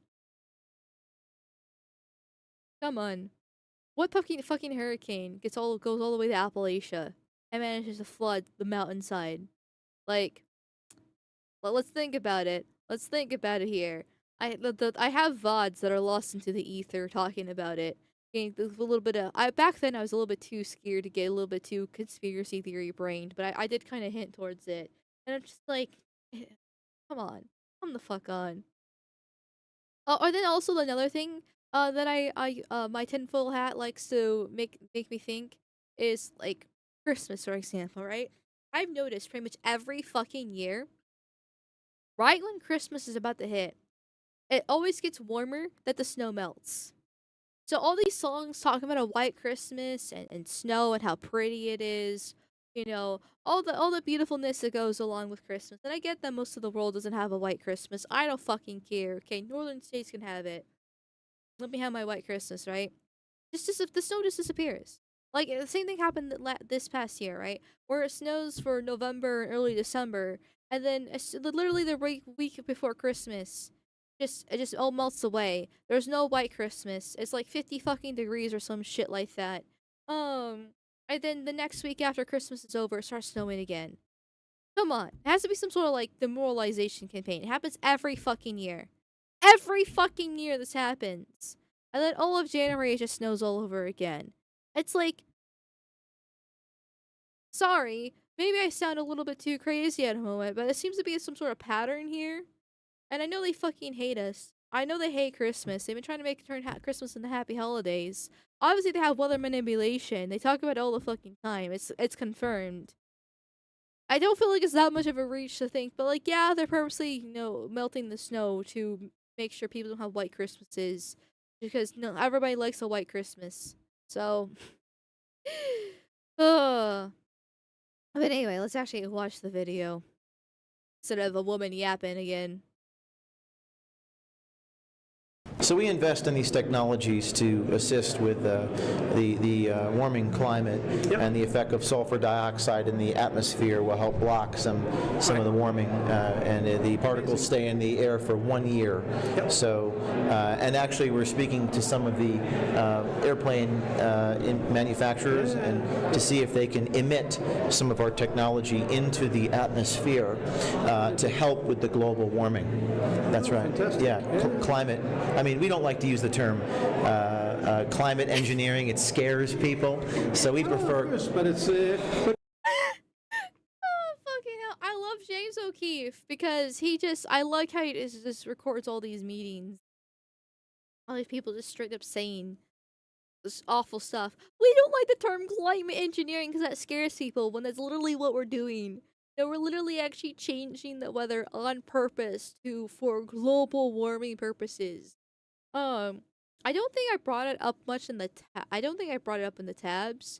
But there's a Twitter account that I really like called Data Republican, where she is a super fucking autistic woman, likes to crunch numbers, and she's usually a really great resource for like statistics and different things like that. And she just like done a ton of research into things. And apparently, she also went to the World Economic Forum and to listen to them. And she was talking about how they keep on focusing more about AI and less about DI, ESG, and global warming. How there seems to be some sort of switch. And as much as I like her, I disagree with her because I know she's the one who actually went there, right? To the meetings and listened to it. I know she's the one that actually wrote an article talking about it and trying to dissect what happened there. I know she's much smarter than I am by a fucking long shot, because of all the work that she does. But for her to fall for the heavy focus on AI, which I have tabs about that too, which we'll get into, and think that they're moving away from ESG and DI and global warming and all this fun stuff, when you have this James O'Keefe video right fucking here from the same fucking World Economic Forum meeting, talking about how they are still focusing on global warming, And Klaus Schwab is also talking about in his thing, talking about how they lost the trust of the elites about, once again, climate change and global warming. It's still a very clear focus of them. Plus, on another tab that I have, even talking about the same AI, still talks about climate change as well. It's still a huge focus of their own. It's just they're trying to mask it with AI instead. So like, yeah, I'm not gonna trust them on this factor, trying to hide everything with AI when they're straight up admitting that they changed the fucking weather. For me, being an engineer, I think that's actually what you do. It's like yes. You can have financial engineer, you can have, I'm sure, climate engineer, because it involves something that's more scientific. Yes, exactly. You're an engineer, you understand. It's from Sweden, right? Yeah. So we don't like to call them chemtrails. We don't like to use this. So what do you call it instead? Well, we call it aerosol injection. Aerosol. It's kind of like little droplets. Okay.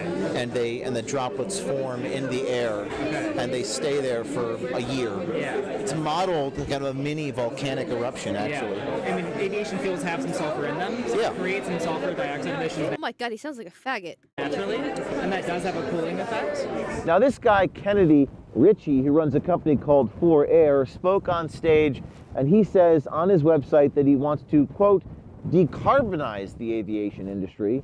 He actually told me he was trying to eliminate contrails entirely, but then brought up cloud seeding. A lot of the work actually came out of the military, so they do this all the time. Have you worked with them at all? Or? No, because they're a little more closed door about their procedures. You ever heard of sulfur dioxide? Yeah. You've heard of that? Okay. Yeah. It's actually pretty cheap to do it. The ability to put sulfur dioxide there is actually a pretty cheap way to cool down the earth. Oh, yeah. So the opportunity for one or two people to do it is impressive. He went a little further. He's like, it'd be interesting if the government start doing this over each other's territories on purpose. Like if we start getting to weather modification as a government, either good or bad. The closest one I'm aware of is someone called Airborne Snow Observatory. They do some more like weather, I don't want to say modification, but more like upper atmosphere weather monitoring is probably a better term. Yeah. Now, according A better term. Now I don't want to say modification, just monitoring instead. I like that even called snow. I went on my little rant about they're fucking up Christmas on purpose, and there's this big crazy snowstorm coming here, and then they literally bring up this fucking snow. according to the website Airborne, this is what this guy Ritchie brings up, measures snow depth, snow water equivalence, provides highly accurate snowpack data, is a commercial spin-off of NASA's Jet Propulsion Laboratory snow monitoring technology used to help water managers and scientists. Earlier today in this room, Al Gore was in this room, What? Larry Fink was in this room, and now we're in the room talking to people. Okay, not gonna lie, I kind of can't believe that this is his disguise. Like the hair is just so brightly, so blonde, right? Like, and so floppy, and he's wearing glasses indoors, and he's not really doing anything to change his voice either. Like, I can't believe this disguise actually works. I know,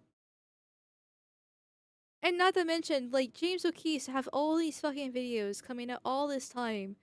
They're just ousting all these different awful people and elites about the evil things that they're doing all the fucking time. And I know a lot of times it usually, like, honey traps them with a woman instead of him going in directly himself, but I can't believe this guy's worked. He actually blends in perfectly, I guess, but Davos is not exactly like Hollywood in the sense where everybody looks like the fucking Hunger Games. Like they all are just old men in suits.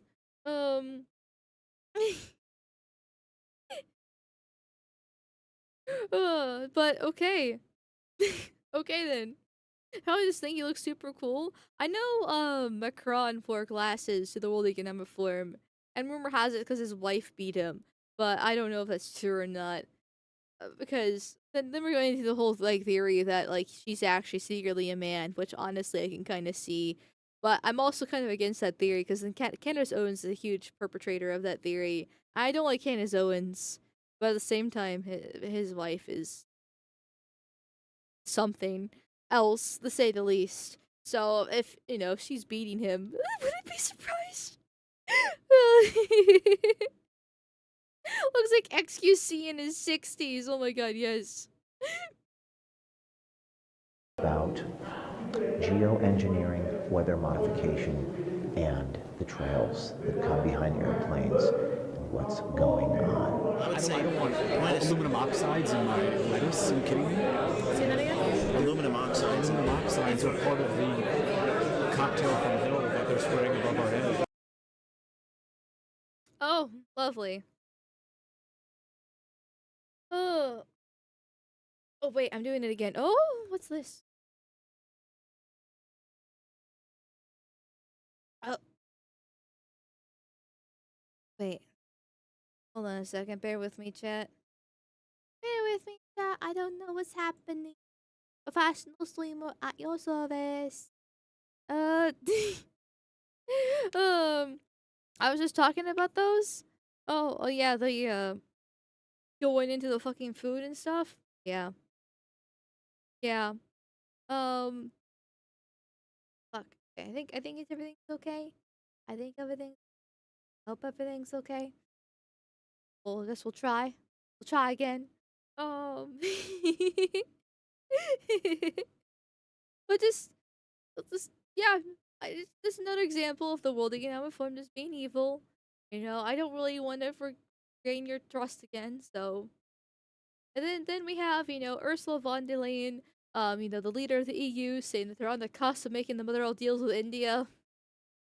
So like, not like Europe already has a massive problem with Muslim immigration, just in general. I know Britain has a decent amount of Indians as well. For different things. And technically Britain's out of the EU, technically. But let's be honest, Brexit is a big fuck up. So, are they really out of the EU? I think not. But it's just like, yeah, we're just gonna start importing more Indians into the Europe as well. And right after Davos, the next weekend, I will travel to India. There's still work to do, but we are on the cusp of a historic trade agreement.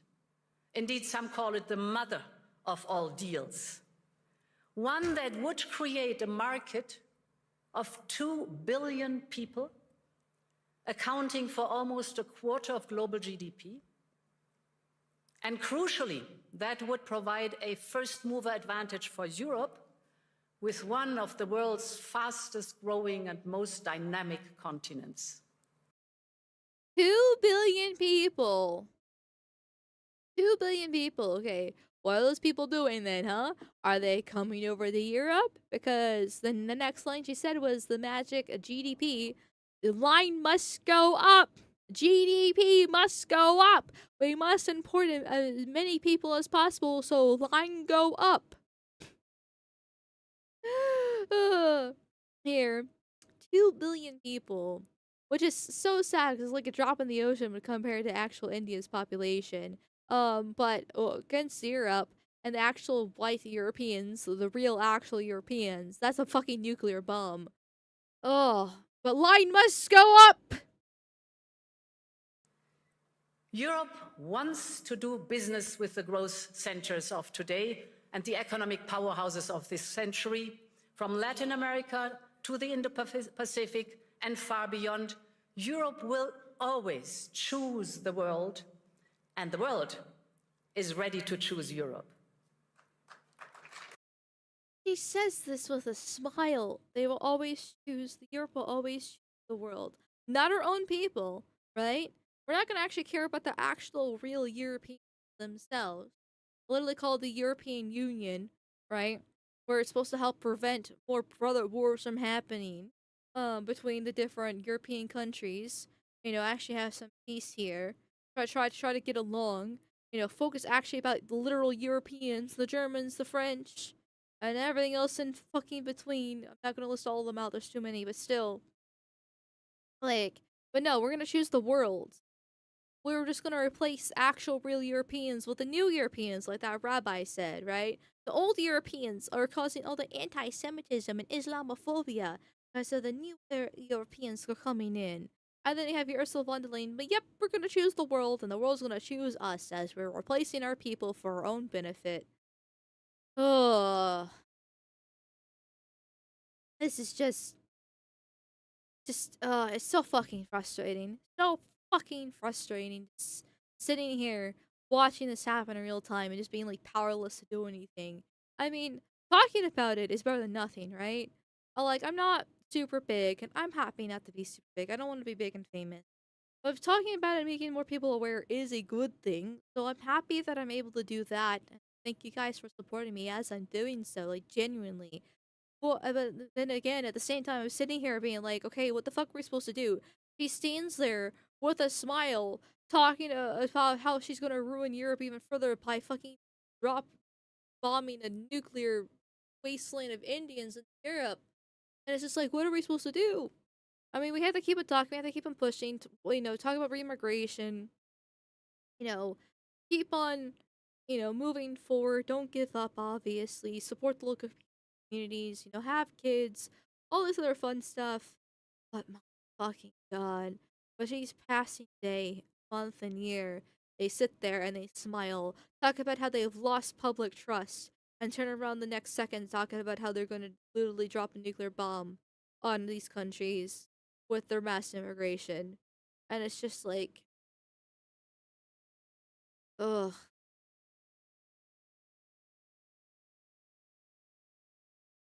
And obviously, I am the streamer. Remember, chat? I am the streamer.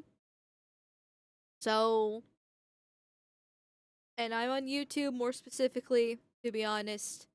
The actual solution to the problem is not exactly TOS friendly at the end of the day, but it doesn't make it any less frustrating because even if we were allowed to talk about the solution, to still be able to gather gather it to make it happen is going to be its own little own little issue in itself. So, yeah, yes, mostly peaceful, hard voting. Exactly. Exactly. Here. But we will keep the, but we know no fet posting. Remember, if you feel like glowing, use an emote. Use the FBI emote. It's now available on Kick, Rumble, and YouTube. I need to get a glow emote. I need to get a proper glowing emote. Oh, thank you, Eldrick Saga, for the $5 videos over on YouTube. Thank you, thank you, thank you. They do this anyway. At least they're open about it. Unlike Musk and Trump's hub shit, politics is basically expressing opinions, and that's it. Oh, well, yes, that's what politics is for the normies and stuff. But when you actually have people in high places, when they're talking about this, they're actually implementing it. Like, she's gloating about her deal that she's doing with India. It's not just her talking. This is her talking about what she's done already, so far. So, if this is beyond expressing opinions. However, I do agree with the whole, unlike Musk and Trump, right? Because everyone's, we'll get the Trump speech here in a second. We still have a few more tabs about the other people at the World Economic Forum, and it's just like, because I want to make sure that everyone's aware of what everyone else at the World Economic Forum is talking about compared to Trump, and how what he's saying is actually not much different than them, which is the frustrating part for this, because they are better than Ursula von der Leyen by a long shot, don't get me wrong, but it's still pushing essentially the same agenda, and it's sad. And then now we get to the AI stuff. The AI, which is what Data Republicans been talking about, and the main focus of the World Economic Forum, where the CEO of Circle says in 3 to 5 years, literally billions of AI agents will use crypto as stablecoins to move value at lightning. The next generation of blockchain networks, things like Arc, which Circle's building on, there's other new blockchain networks, are actually being designed specifically for agentic compute. They're designed specifically for the financial and economic activity of a world where 3 years, 5 years from now, one, I think, can reasonably expect that there will be billions, literally billions of AI agents conducting economic activity in the world continuously on a continuous basis. They need an economic system. They need a financial system. They need a payment system. There is no other alternative, in my view, other than stablecoins to do that right now, and that can keep up with that pace of technological change. And so it's a critical focus for us, but not just us. There's a lot of other folks that are interested in this and contributing to the technical standards to support this upgrade to our digital economic system. The next. So, crypto is not my specialty. Economics is not my specialty, okay? Women should not be anywhere near money, okay? They look at the credit card statistics. It's not good, right? But my understanding of this is that, and I could be wrong here, chat, but my understanding of this is that, basically, once you get the AI into crypto and it's working at lightning speed, like he's talking about, and you have to have these stable coins, it basically completely pushes out regular people from the market. Because the AI will be moving so fast, within literal nanoseconds, creating market changes that, like, you can basically destroy company in literal seconds, as the fluctuations just keep on happening before beyond the human eye, essentially. Um, so you can't really do anything. Like the normal human will be completely pushed out of the market because you need an AI system to keep up with it. Because the AI would be just recognizing the patterns and moving the money. It'd be basically different AI systems competing against each other, and the only people who are going to be able to utilize them are going to be the elites, the billionaires, the globalists, to make themselves even richer. And so therefore you're just completely out of the stock market, or in this case the crypto market, whatever the case is. Just more ways to increase their wealth while making the regular people poorer. Um, and make digital money too, because I think that at this point they've realized crypto is, I don't want to say the future, but digital currency is the future. I mean, it already is, right? Nobody uses cash anymore. Everything is just digital these days, which is a huge problem in itself because all it takes is some code and you can just change it, right? But a lot of people like crypto because it's so socially more secure. But once you get the elites involved in crypto some more, this seems to be so secure, especially when they start introducing AI and they have control of the AI. And so then it just, once again, the regular people get pushed out again, as normal, because that's their common theme here. So, which is why they're trying to get ahead of the game, why they're talking about it now. Native Republican talks about how they're just spitballing ideas and throwing things against the wall just to see what sticks. And then people walk away with these ideas and try to implement them, which is the problem, actually. And so now that they're talking about it, chances are, if they're one, already working on it, and then two, it'll be implemented within 3 to 5 years, like he says, or at least close to it, or at least trying. And just when they make people poorer. They're trying to make the central bank digital currency? Yes. I mean, they're halfway there. It's not going to be hard to transfer over, right? Britain and Australia already have digital idea being implemented. I heard that apparently Britain is backing down on the digital idea, but it's a fake out. So they'll definitely try it again. Don't worry. America is also still heading in that direction, or how good we seem to be. And like I said, everyone's already working with, nobody pays with cash, right? So it's not that far of a leap going there. Fuck. Thank you, Shelby. Speaking of digital currency, actually, since that's how you guys super chat. Not that I'm complaining, but it's just this is an example of digital currency and how you don't have well, in this case YouTube has control of the money. But regardless, I'm still grateful for it. I do want to be clear about that. Like, I don't, okay, that kind of sounded like I was bitching there for a second. I wasn't trying to be bitching there.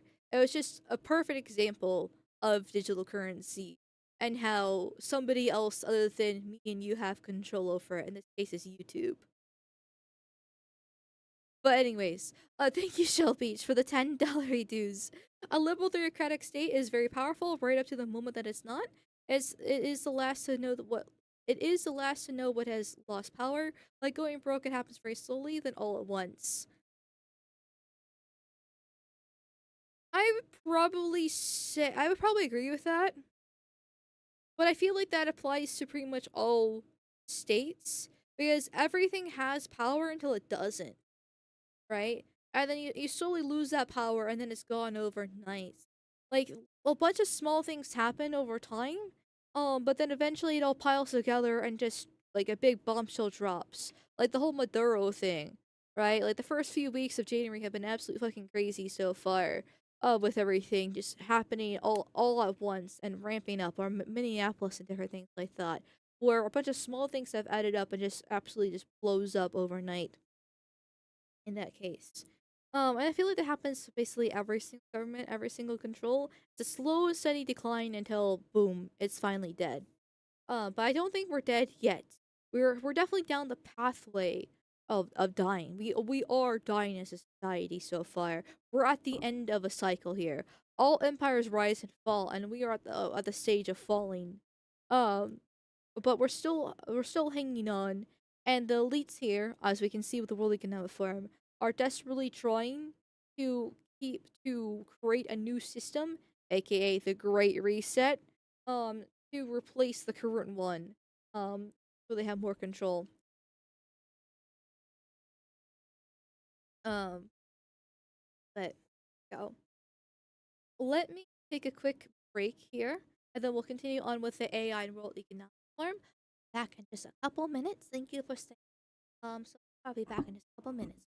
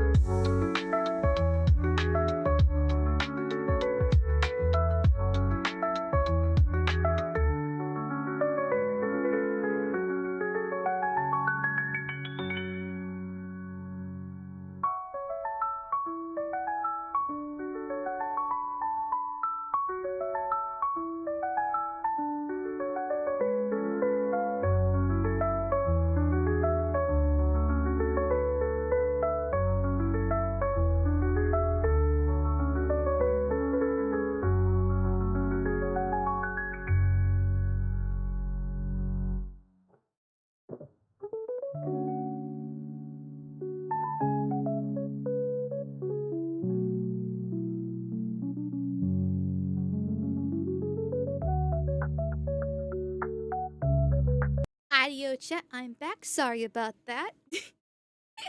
I like how I was gone long enough that people were actually getting concerned. When I'm not back in less than 2 minutes, people get concerned. Uh, oh damn. Well, let's continue on with this so we can forget about the fact that I was gone longer than 2 minutes. How long was it? Oh, like 5. Jesus Christ. Okay. Wait, hold on. Did I see some Jews? Or where is it? Okay, no, I did not see some Jews. Okay. Sorry. I saw in the corner, like, I have the OBS up on the top monitor, and I've seen this guy's hands just, like, gesticulating. Oh, Bill Gates, ew. And I saw it moving, and I was like, wait, hold on a second. What's that? Okay. Speaking of Bill Gates being new, he announces a partnership with OpenAI to integrate AI into health systems. And pointing to India as an example. Fucking hell. Like, I like to make the joke that AI just means always Indians. And, with von der Leyen, wherever the fuck she's at, talking about making the mother of deals with India and those huge focus on AI, and pointing to India as an example, I have to make the joke once again. Because, like, it's always Indians. But at the same time, like, AI is entering into the health system, but not just into the God, I hate his voice. health system, it's all the way down to the level of the patient. So the patient is able to talk in their local language and describe what's going on. And so in order to make this a reality, to see what works, what doesn't work, we're thrilled that OpenAI and the Gates Foundation are committing an initiative called Horizon 1000, where we'll go into 1,000 primary healthcare clinics in Africa, and you have different systems that we have to connect into. I like how he keeps on bringing Africa. Like, he doesn't do crazy fucking horrible experiments there. Now, I don't really care about the Africans. But I do care about the mad fucking scientist experiments that he does to the Africans, because he's doing those on purpose to figure out what he can do to punish the rest of the world for his control. Because he's probably like the most evil man. Alright, Klaus Schwab is evil. Larry Fink is evil. But Bill Gates is like the definition of a mad scientist. Like, where he purposely tortures and does horrible experiments on actual people, dogs, everything else in between. He funds gain of function like crazy to purposely try to create the most, like, devastating diseases and just awful, awful fucking things that could actually ruin humanity on purpose. Like, the very definition of an evil scientist. And also, he owns the most land in the United States, too. Like, he owns a shit ton of fucking land just for reasons. Just for reasons, too. I totally trust why those reasons are. Like... Bill Gates also still buddy-buddy with Trump, unfortunately. Unfortunately, here. So... And I hate this man so much. Like, basically, like, Klaus Schwab and Larry Fink, well, help fund Gates. Well, Larry Fink more specifically helps fund Gates through BlackRock, right? And Klaus Schwab hosts the World Economic Forum. I know he's been kicked out, but I haven't heard news of the new leader for World Economic Forum yet. Maybe I just wasn't paying attention there, but he's still, a notable figure when it comes down to this. And then Bill Gates goes in and he does actually, like, the work to actually, like, make these just god-awful things. And then there's also, like, Fauci and stuff. It's just, literally Satan reincarnated. Although not this initiative, there's obviously a lot going on in India as well. And so, over the next couple of years, I would expect developing world health may even get ahead of rich world because... Okay, and, like, I know he's old as shit at this point, but I can't help but look at him and think about, like, the portrait of Dorian Gray. Because I know he's old and, even though men age like wine compared to women that age like milk, it eventually does catch up to men. But I look at him and I look how saggy and wrinkly his face is. I see all the blotches. There's no light in his eyes at all. Completely devoid. He just looks so ugly.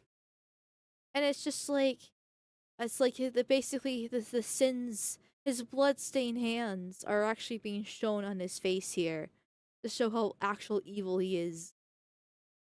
The need is so great, and the governments are embracing this and making sure that it's moving at full speed. AI is entering into that. Ugh, I don't really want AI in fucking healthcare. I don't want, I understand that AI is the future. I'm claustrophobic. I don't like robots. I don't like AI. Not because I don't like the memes, right? The AI memes are great. Like Leaflet's AI videos that she's been producing have been absolute fucking geek. Okay, like AI used for that kind of stuff, I'm down for because it's a good way for regular people to be able to create great funny things, and the artist can cry about it. Don't get me wrong, I love traditional art and I like artists. I always all my art has that I actually use for like stream and stuff are all commissioned by actual real artists. Except for the placeholder stuff, and that placeholder thumbnails are usually like AI or something along those lines. Um, in that case, but I understand that AI is the future. I don't like AI for robots. I don't want AI in the healthcare system. I don't want AI in crypto. I don't want these corporations having more control than they already do. For different things. I don't want to be dictated by something that's gonna hate me and wants to replace me. Both literally in the sense of the evil elites, the globalists, and also the robots just want typical takeover. It's like it's guaranteed to happen. Just let them make fun meme videos and that's it. AI's better than doctors and engineers. I mean, that's fair enough. I've heard plenty of stories about people asking, like Rock specifically, but I've also heard ChatGPT to diagnose their symptoms, and it comes back better than the actual doctors themselves. And honestly, I would trust AI over a uh Indian doctor or a non just in general. I've heard way too many horror stories of them just like as well. But at the same time, like, I if Bill Gates is advocating for AI to be in healthcare systems, then I'm running away as fast as possible because you know it's going to be something bad. You know they're going to be using it to destroy your life once again. I mean, look, like I already brought up COVID as the example because that's when the World Economic Forum became super popular was because of how they talked about COVID and what they were pushing there. They already tried to make the COVID passports, and there were a lot of European countries that did actually have legit, COVID passports being implemented there, and making you wear the mask and 6 feet apart, everything else in between that people are unfortunately slowly but surely forgetting. So if they actually have AI into the healthcare system on your phone to monitor you, and what you're doing, imagine how much that can stop you from getting access to your bank, from going to the store, from driving your car. In fact, I don't have the tab pulled up. But recently both Republicans and Democrats voted for a kill switch to be implemented in your car so they can just it's supposed to stop drunk drivers, quote unquote. But be honest here. Let's be honest. It's not just for drunk drivers. They want you to have a kill switch in your car so they can just with a press of a button, the company can stop you from actually driving. Uh, Fair. Just imagine that on a mass scale with your own health, your actual health, and yeah, it's. I want these people gotten rid of, but it's easier said than done. I want to become Amish. I want to become Amish at this point. Is there an Amish community? Do they accept outsiders? Do I have to convert? Whatever the case is. I think that's what I'll do. I posted that in stream suggestions. Massey was the one who tried to amend that bullshit out. It was a show that all shit is calling him a traitor with the true traitors. Thing is, like, everyone's good and bad to a certain extent. And Massey has his problems. For sure. I'm not like a huge Massey fan, but I also don't hate him either. It just depends on the issue of what it is. In this case, he is the winner, 100%. It fucking sucks that, you know, he put an amendment in there and they're like, yeah, no, fuck you. We're gonna keep going after all. Um uh, so it's just frustrating. Which, by the way, thank you, Delta Cross, for all your effort for putting stuff in stream suggestions. I know a lot of the tabs I have today are from you. And Step Bro, for example. Which, speaking of which, guys, I'm gonna be a hypocrite here. Because I used to have a policy where I was like, yeah, I don't really. Sorry, I got a pimple on my. Anyway, I used to have a policy where I was just like, I don't really like React videos, and generally I still don't like React videos, but every once in a blue moon they're good. And so if there's any React videos that you want, put them in stream suggestions. I probably won't get to them immediately, but they're nice for like a rainy day to keep things chill. Or I don't really want to play a game, but I don't want to be like super heavily political either. This has to be something I can commentate on, so I'm not sitting there and saying, yeah, I agree. All the time.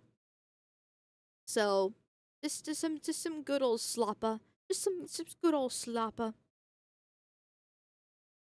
Wow, what a hypocrite, what a shame. Listen, what can I say? What can I say? You know, slappa is slappa for a reason. Pimple on foot? No, I was about to say pimple on my boob. But I was looking down and trying to pop it at the same time. And then I also, like, stopped halfway through my sentence. So.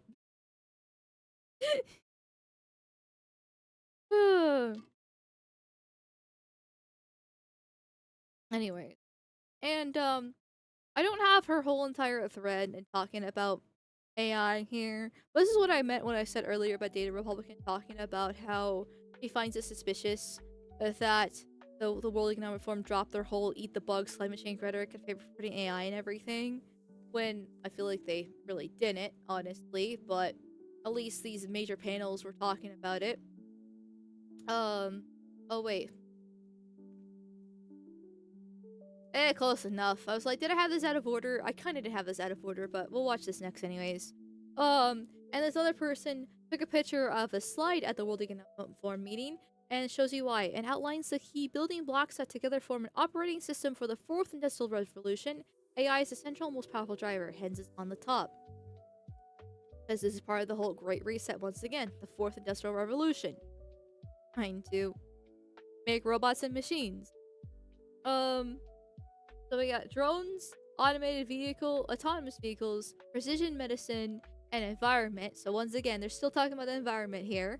No fucking shock, because that's the best way to control people. If you can control the weather, you can control the food supply, and make people's lives more miserable. And then the building blocks for these 4 things are AI, machine learning, digital trade and cross-border flows, so digital currency, data policy, sounds like censorship, Internet of Things, and blockchain. So, all digital control. Everything about this is 100% digital control to make these things. So drones can easily strike people and monitor people's lives. Autonomous vehicles means you're not actually driving yourself, and they have the whole kill switch that we talked about briefly ago. Precision medicine sounds good on paper, but it's a good way to make people sick. Vaccine. And obviously the environment, like I already mentioned. So all this together is just more ways to control you. And then Fink has the audacity to talk about trying to regain the public trust. Yeah, get the fuck out of here. Get the fuck out of here. I wish I could Fed post just right now. I want to glow so fucking badly. Just watching them sit there and talk about how they just want to control our lives. Ugh.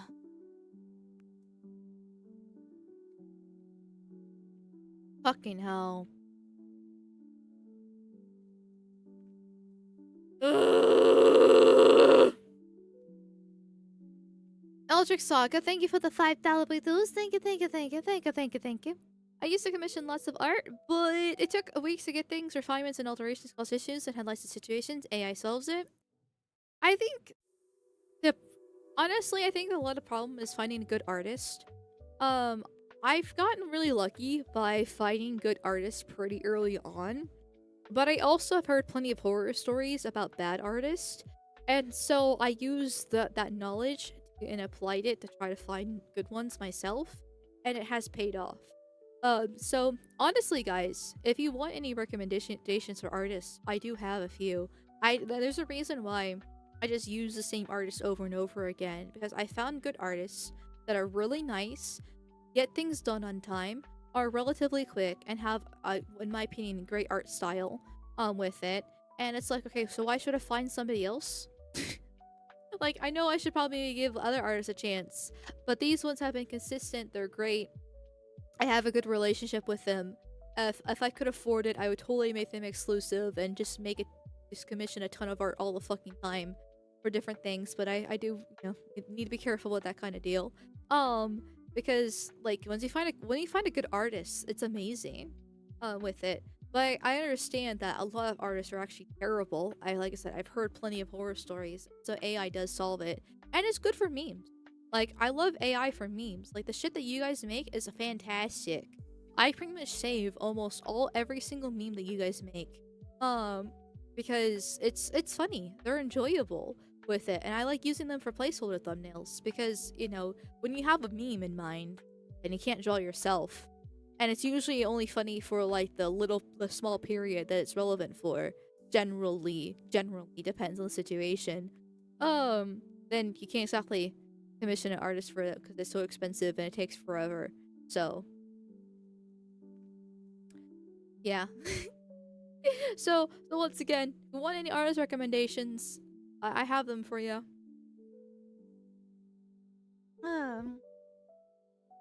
You do the AI yourself, or you commission people to do it for you?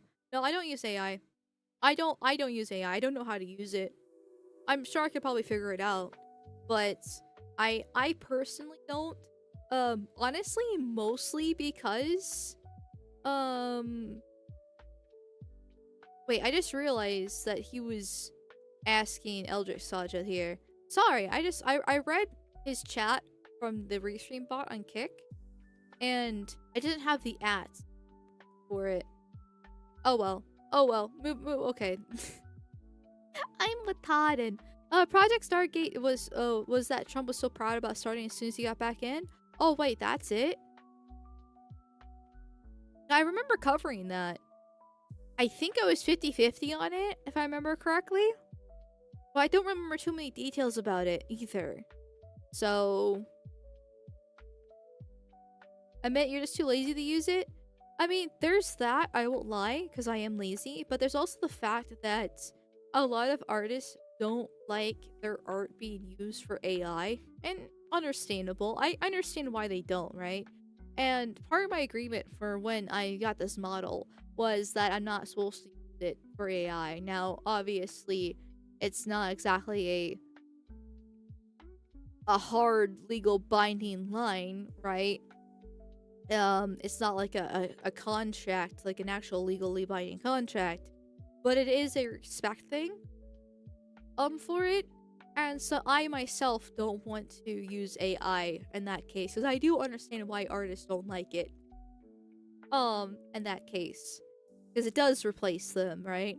And it is taking their art and manipulating it and changing it to something else. Do I think them constantly crying about it and throwing a huge hissy fits is going to solve anything? No, because it is the future, unfortunately. But it's more of a respect thing. So, if other people use AI, though, for me, then I'm not complaining. Because I love it. It's, like I said, it's great for fucking memes. And I love using your guys' memes. I love what you make. But I myself, like I said, don't use it just because of respect and laziness. So, yeah. And speaking of going to more AI and Larry Fink, they're going towards digitized currencies. Well, I guess it's not exactly AI here, but you know, the whole blockchain part right here, digital trade, talking about using AI for crypto and all this fun stuff. It all just kind of comes together for this to quote unquote reduce corruption. So let's listen to BlackRock man himself as he buys up the fucking housing market.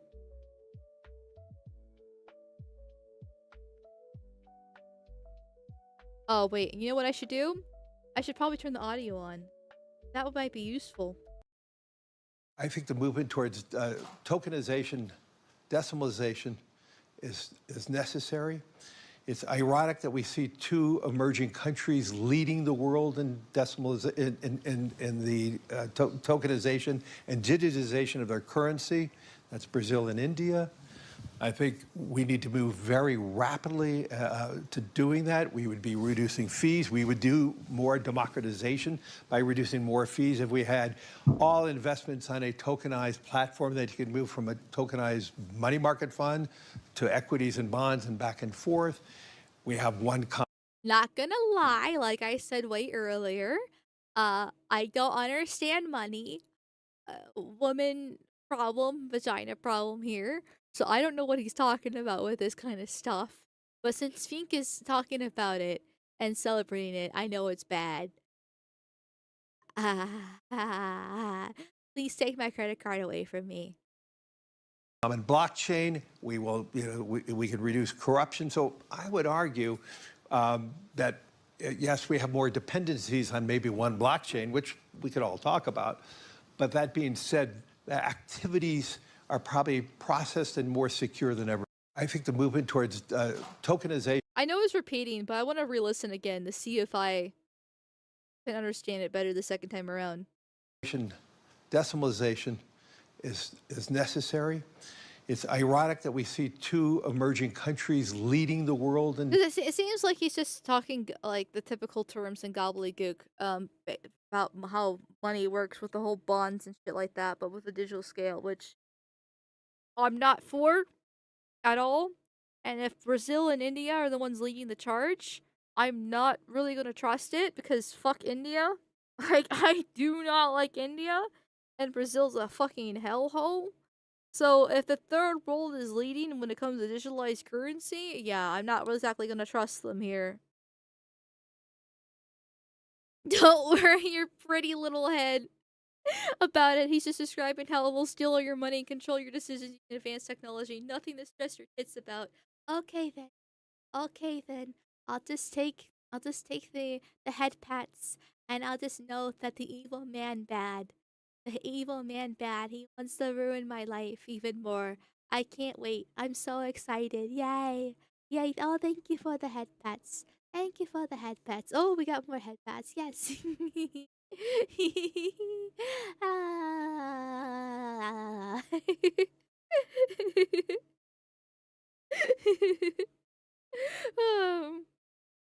And let me explain money.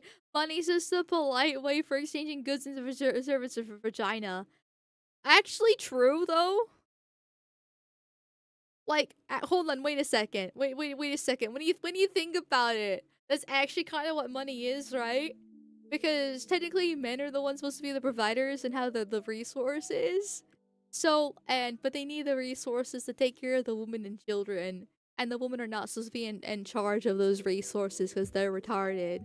And so, like, but they also need a resource. The more they provide, the better, like, high value they are to what a woman thinks. And so, therefore, it's a way to get access to sex. So, like, that's actually basically what it is. Money's just a polite way of exchanging goods and services. Vagina is literally, that's it. I guess that's why they say prostitution is the oldest profession in the world, because that's, once again, exactly that.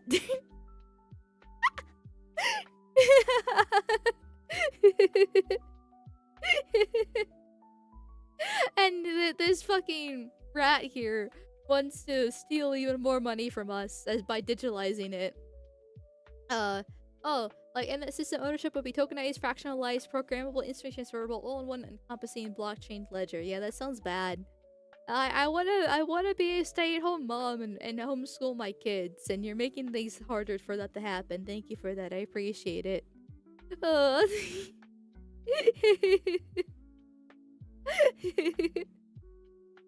Fuck. And there's no shame in that, lol. I mean, not really. It's really just a natural order of things, right? Like, women want to be protected. They want to be taken care of, and men want to take care of women. Like, I saw, those like girl failure memes that are like super popular, where it's just like it's an anime woman and it's like, doesn't shower, plays video games all day, eats junk food, doesn't leave the house, all that kind of stuff. Those kind of memes that pop up randomly. In that case, I saw a theory that the reason why guys like that is because it's the opposite of the girl boss. Because it means that the woman's actually needs to be relying on the man, and guys like being needed and be relied upon. And that's why the whole like I can fix her is such a big thing too. Because he wants to actually make the woman better. And I was like, that actually makes a lot of sense. Because I don't like the girl failure archetype.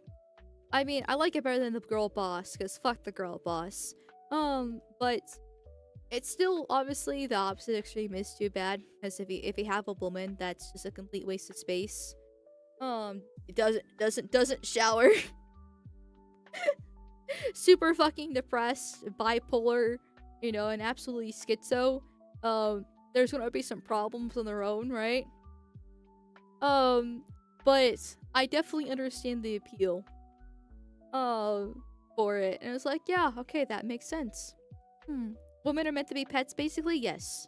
I hate the fact that the Automa deleted that, but that's correct.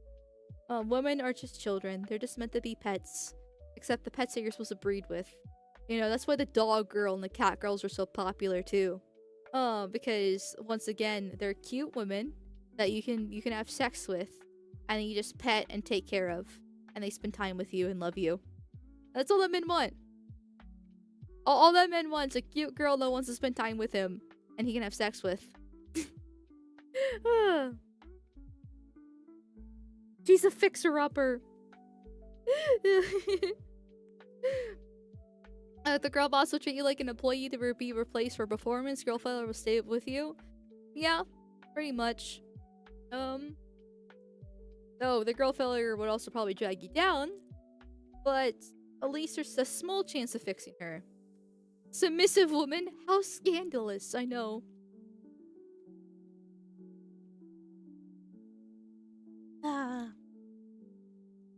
But alas, women can't be pets, because this fucking Jew right here sits and talks about how he wants to have single unified blockchain to reduce corruption, and all these other fucking evil overlords are talking about how they want to life as well, which means that women have to actually be in the workplace to take birth control and abort their fucking kids to survive. So this is the reason why, chat, okay? This man right here, and I mean technically all of them, but it's also specifically him because he's the BlackRock CEO and he's the one buying up the fucking houses like crazy and increasing the housing costs in general, beyond just mass immigration. Is stopping you from having the girlfriend or girlfriend that you can just have as a pet and breed.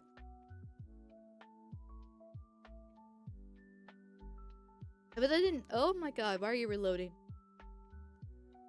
And I have phlegm. Hold on.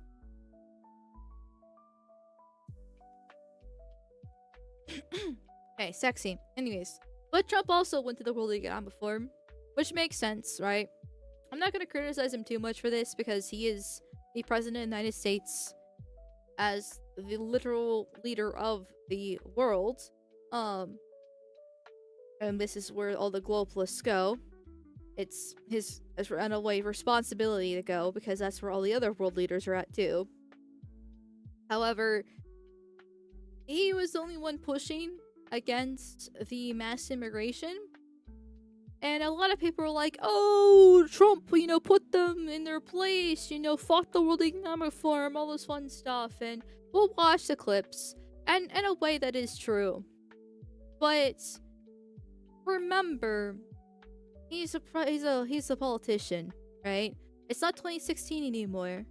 It's where he was just he was a variable, right? Where he was just a entertainer, a comedian, a businessman. It's been 8 years. Actually 10 years. I realize it's 2026. Fuck's sakes. It's been 10 years now. So he's a full-blown politician and he has kissed the wall. And it's a little bit ironic that he's talking about Europe when America is facing the same problem. But let's listen to the Orange Man himself.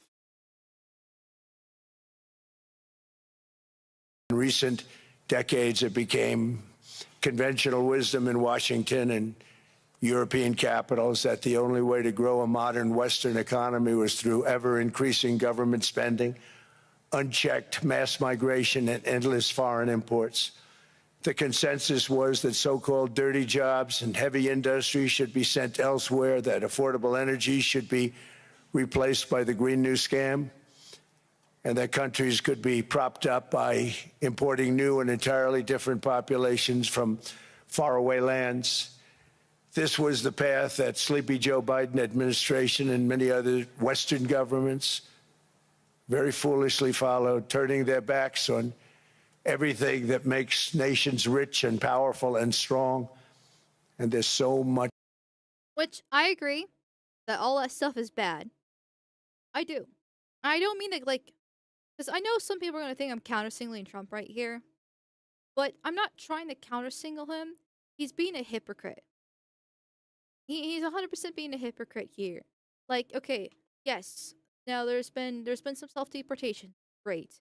You know, the southern border is mostly secure as humanly possible. Great. There has been some good things, right? ICE is in, Minnesota, running up Somalians and Venezuelans. Great. Like, he is handling a lot of the illegal immigration. But he is still not far right enough. He is not pushing enough. The Green New Deal, well, I'm glad they're getting rid of that stuff. He is still allowing the weather modification that we just talked about to happen, right? He's still allowing the kill switch in the cars, right? He's still allowing a lot of these different things to occur because he's not actually solving the true problem, which is the fact that complete demographic replacement, both legally and legally here. And then on top of that, the people that are all around him, while he might be criticizing them for what they're doing, he's not actually stopping them from what they're doing. And when it comes to AI, he's more than happy about it. Palantir, he's invested heavily in Palantir, and Palantir is heavily invested in him to push more AI. He's talked about the precision medicine before, which was part of the whole little infographic that I just showed a few minutes ago that the World Economic Forum had. Like he is for pretty much a lot of this stuff. Like, there's a huge focus on AI this year because they're trying to use that as a cover for the ESG and the environment, but they're still pushing ESG, right? They're still pushing DEI. They're still pushing all this other fun stuff, but they're using AI to move it forward, and Trump is for AI. So, a lot of it is, there's some action behind his words, but a lot of it is mostly just talk. Potential in so many nations. The result was record budget and trade deficits and a growing sovereign deficit driven by the largest wave of mass migration in human history. We've never seen anything like it. Quite frankly, many parts of our world are being destroyed before our very eyes, and the leaders don't even understand what's happening. And the ones that do understand aren't doing anything about it. Virtually. Oh, they all understand. That's the thing where I'm not sure if he's being generous here because he's supposed to be all polite at this forum with all the other world leaders, but they all know what they're doing. They're all purposely trying to push mass immigration. It's part of the UN fucking council back in the early 2000s talking about purposely replacing the Western world. They're all doing it on purpose. They're very aware. And once again, Trump is still part of the problem, despite of what he's saying here, because he's allowing it to happen. And criticizing Europe is just plain hypocrisy here, when America is only 55% white. And that's including the boomers. Once the boomers die out, we're looking at in the 30% roughly whites. A Gen Z is over half fucking immigrants at this point being born.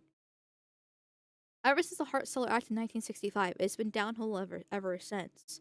And they've talked about referring to the 1920 immigration standard, and I'd be very happy if they do. I know if J.D. Vance has mentioned this before. And Trump still has another like 3 years left in his presidency or something like that. But it's still not in the right direction, especially when also earlier this week, he talks about allowing good illegal alien workers to stay in America here. Like, and then they've already talked about how there's 55 million people in visas. And then the legal immigration numbers are not accurate. But I keep on beating that fucking drum all the time. Like, we'll go back to his speeches for the World Economic Forum here. But you can't talk about mass immigration and endless foreign imports and government spending and all this other fucking stuff when literally this same week not at the World Economic Forum, you're talking about allowing the good ones to stay. There's no such thing as a good one. They all need to get booted. Many countries opened up their prisons and dropped them into the United States. Those are the people who are getting out. And we have a lot of heart. They said, you gotta lighten up on this. We have a lot of heart for people. They came in illegally, but they're good people and they're working now on farms. And they're not good people. They came here illegally. Coming here illegally is a federal crime. It's a major crime. They know what they're doing by skipping the line here. It's a massive fucking violation of the trust by coming illegally. It's literally like, would you trust somebody who breaks into your home? Like, if at 3 a.m. somebody breaks into your home and, they don't steal anything, but they just sit on your couch and watch TV, are you really gonna trust them? Are you really gonna take this random stranger and be like, yeah, you can stay because all you did is just break into my house and watch TV?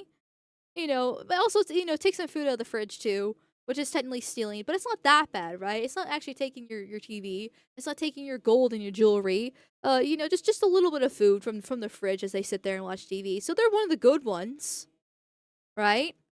Like, that's not how it fucking works. At all. At all. There's no such thing as a good illegal alien. Okay? Like, immigration in general is bad. Legal and illegal. That simple. I want it all fucking stopped. And then maybe within 15 to 20 years after have a moratorium, we can slowly but surely allow people back in legally from very specific countries. And I mean very specific countries. In that case, we can start, allowing very small amounts of people coming in. But right now we need a moratorium, and there's definitely no fucking good thing as a legal immigrant. There's no such good ones. No good ones. Working in luncheonettes and hotels and all. And we're not... Yeah, we're working at hotels. Okay, great. So, like, the slave race then? Because this is like the whole, like, who's gonna clean our toilets argument. Americans can work at hotels too. Americans can clean toilets. Americans can serve your tea and crumpets and all that fun stuff. Like, actual real Americans that desperately need jobs. Because I know at least 2 fucking people that have been in the workforce for years now, longer than I have, who have degrees, who have plenty of experience, who are good, hardworking people that can't fucking get a job to save their life. And even at Subway, even at the gas station, even at fucking Walmart, they can't get a job anymore. They would fucking love to get a job at a hotel or wherever that he's mentioning here. But they can't because of the immigration that's taking place. Whether that be H-1Bs by Indian visas, or in this case, illegals. We're looking to get the criminals out right now, the criminals. And I think it's very important. I mean, every once in a while... And illegals are criminals. You see a store, we take somebody. He should be out because they came in illegally. So in theory, they should be. But we're focused on the murderers, the drug dealers, the mentally insane. We have a lot of mentally insane killers. I mean, you can't even talk to them. Okay, and that makes sense, right? I'm not going to criticize this policy of getting the worst out. Fine. I know the mass deportations are not going to happen overnight. That there are ways to ramp it up if we really wanted to do so, but I know it's not going to happen overnight. And so going after the worst of the worst is understandable here. but saying there are good ones that can stay and giving amnesty, which is not, by the way, this is not the first time he's talked about giving amnesty to good illegals. He's mentioned this a couple times before, and I've criticized him every single time that he's done this so far, and I will continue criticizing him because it's fucking retarded. Be nice if you could have a little reason, but you can't even reason. These are seriously ill people. You have a couple of countries where they were loaded up. Their mental institutions and insane asylums were loaded to the gills. They couldn't get.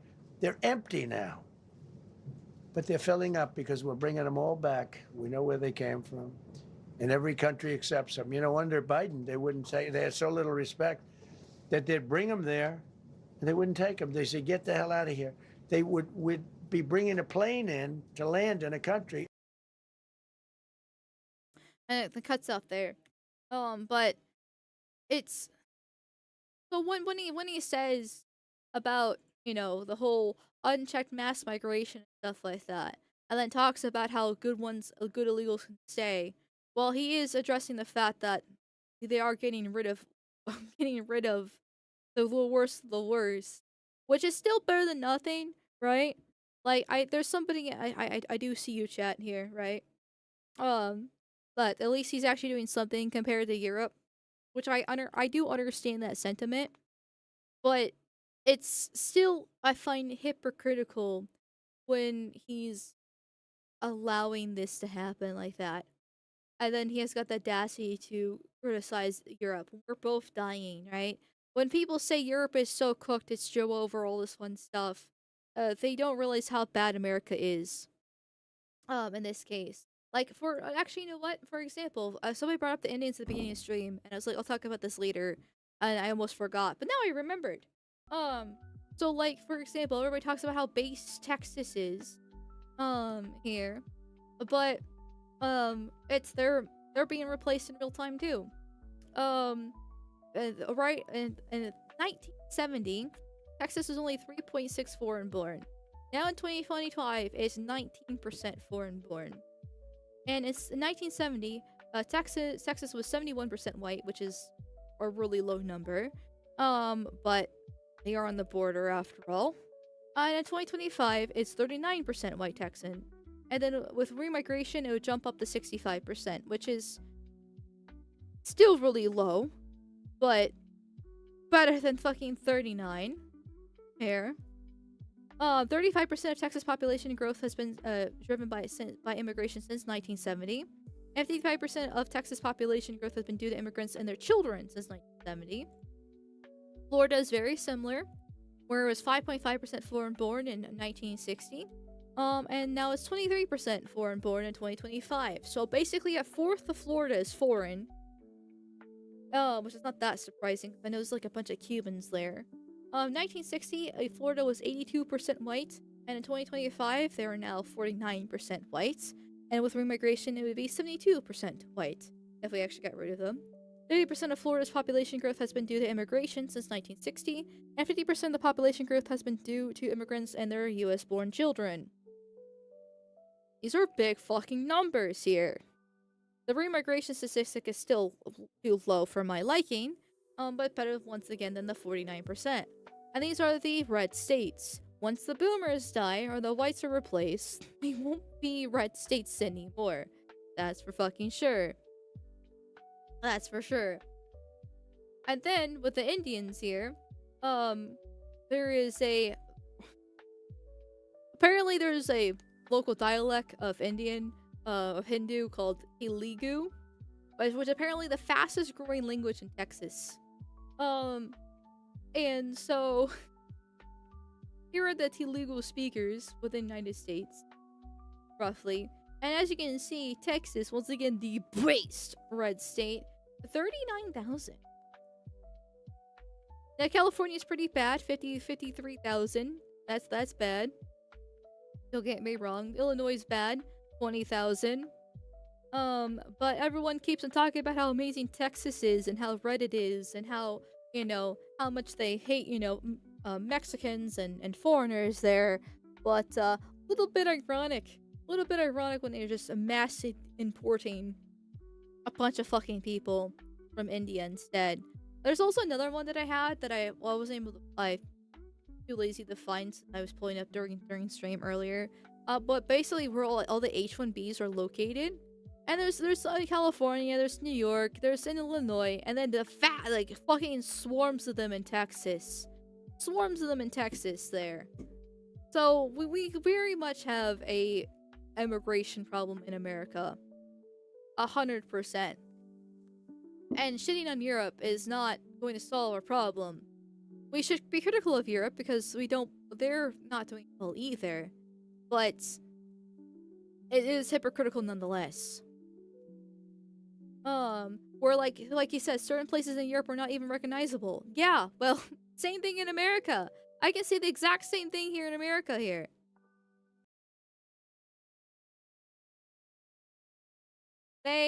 Certain places in Europe are not even recognizable, frankly, anymore. They're not recognizable.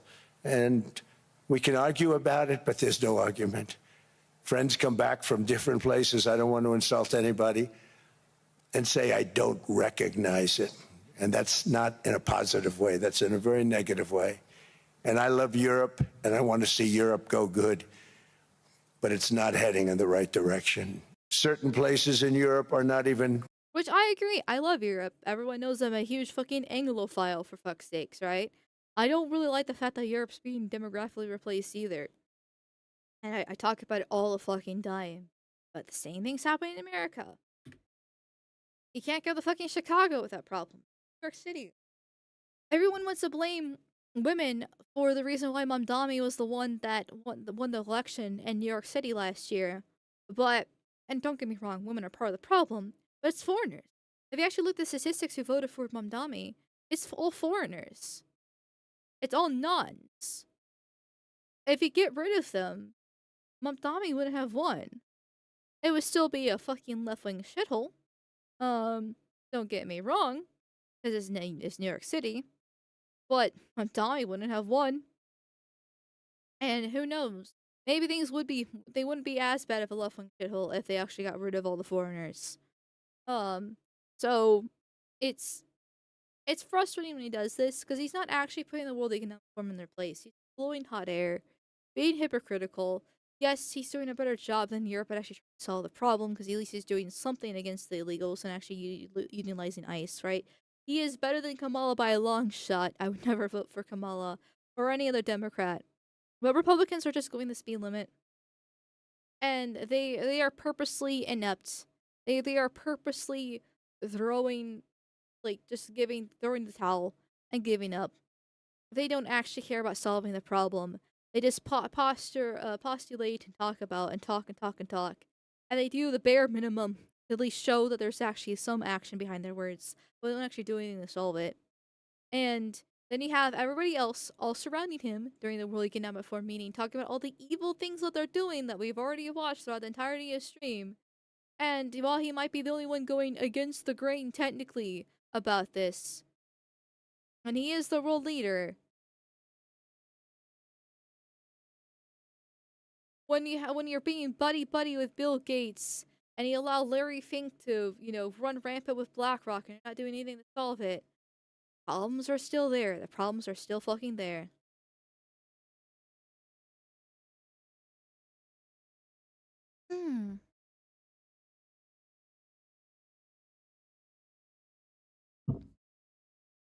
I need to get some water.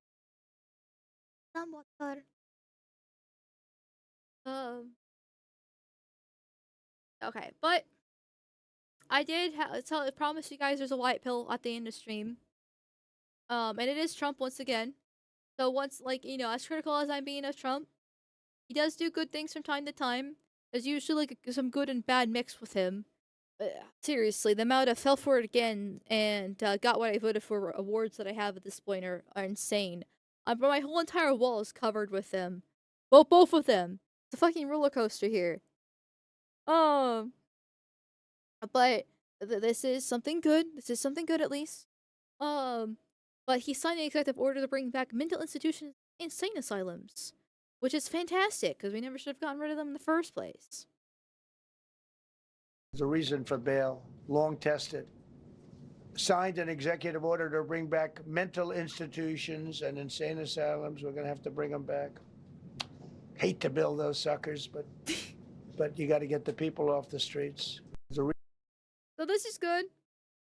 Because I understand why we closed them, because apparently there's a bunch of like abuse that was happening there, which makes sense. I've heard the horror stories. I mean, fuck's sakes, the game that we've been playing so far on the channel has been Outlast, and that's a horror game based off the crazy experiments that they would do to the patients within asylums to test things out. I get why they were actually shut down, but if you actually have rules and regulations in place to help prevent abuse, problem solved. You know, like, I think we'd be relatively okay. Now, granted, I imagine we also had some rules and regulations back then too, but I feel like we should have learned our lesson. And it's gonna be much better than allowing these people just to be on the streets, right? Because a huge problem we're having with the crime is that, and it's always a fucking where they stab somebody and then they get let go because they're not fit for the system, right? They don't understand what they're doing. They're too stupid to realize what's happening there. They're not mentally well. And so instead of being sent to prison for the punishment, they just get released back on the street again, and so they can just rob and steal all over. And it's like, that's not solving the problem. Like, if they really are that stupid, if they really are actually insane, if they really are just completely incompatible with society, they need to be put away somewhere. Will that be prison or an asylum? I really don't care where, as long as they're not on the streets to rob and steal, well, that's the same thing, and stab. In this case. So just get, like, reopen the asylums completely. Frankly, I really don't think, when it comes to the non-question, that's actually them being insane. I think that's their default situation, since they're nuns after all. But if we're going to be having this nice liberal system in place, and we're not actually going to be throwing them in jail or giving them death penalty when they're doing these heinous crimes, and just going to let them back on the street to commit 70 more crimes, well, asylums it is.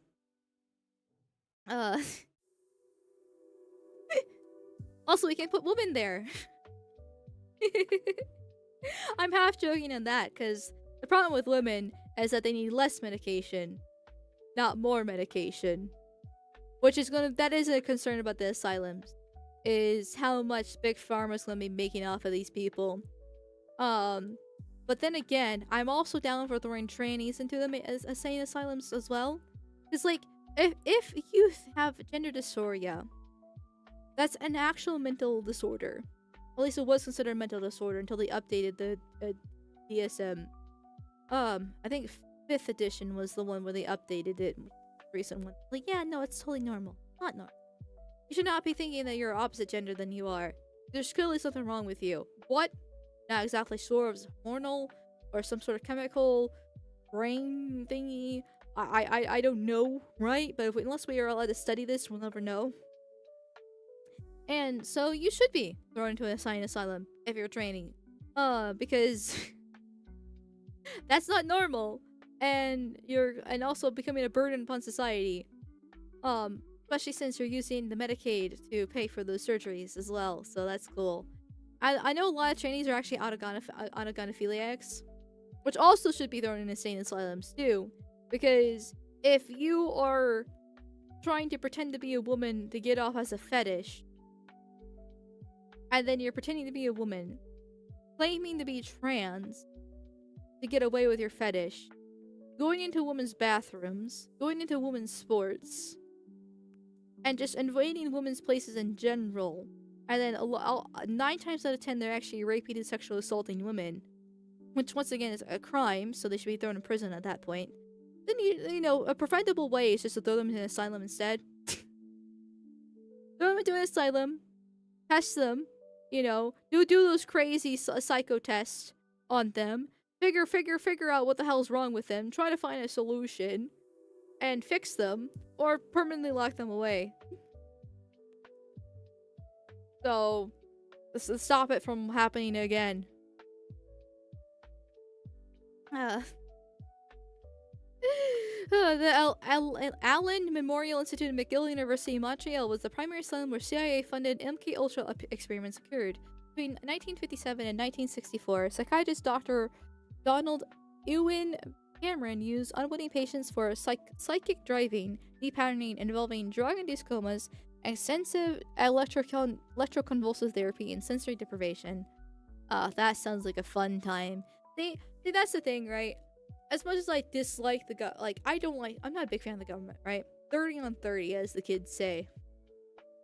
So, I don't really want another MK, Ultra situation happening. I don't. And I'm sure that once we do open the asylums, that's what's going to happen, right? I don't trust Big Pharma. I don't trust the government. Because I'm sure they will abuse it in some way, shape, or form. But I also don't want these people out on the streets, right? Like homeless, for example. Just throw them in the asylum as well. Because if you become homeless, you have to do something fucking egregious to burn every single bridge that you have. Not to mention, there are so many welfare programs out there to try to help prevent and also get people out of homelessness. So not only have you burned bridges with people who would help take care of you, now get more people are being atomized and relationships are dying out, and then there's also the fact that people aren't having kids and all this fun stuff. So I get there's that factor in things. But usually you should have at least one friend, right? At least one friend, or at least some sort of internet friend that you're really close with after a decent amount of time, right? There should be somebody out there that you can turn to. And if you don't have that, that means you're really fucked up. Really fucked up somewhere along the line. There. And then there's the fact that almost every single time, almost every time anybody tries to help a homeless person, they go back on the streets again because they're drug addicts. They want to be homeless. They don't want to actually get their life together. They're given free apartments and free places to stay, and they completely just destroy it, tear it up, steal the copper wire, whatever, and everything else in between for this to sell off. Like, these people, unless they want to help themselves, they can't be helped. But they are making streets unsafe, and they are dirtying the place up, and they are being a burden upon society. So, lock them up. Be a good way to get once again, it's not a great solution. Not a great solution, but you can't have people just running free. We've always had systems in place. We've always had places to put people away when they are a burden upon society, whether it be prisons, exile, death penalty, or insane asylums.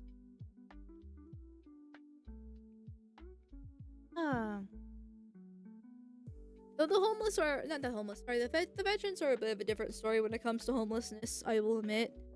But I know the VA is fucking ass, and then obviously these government programs benefit nuns more than whites, so there is that issue there.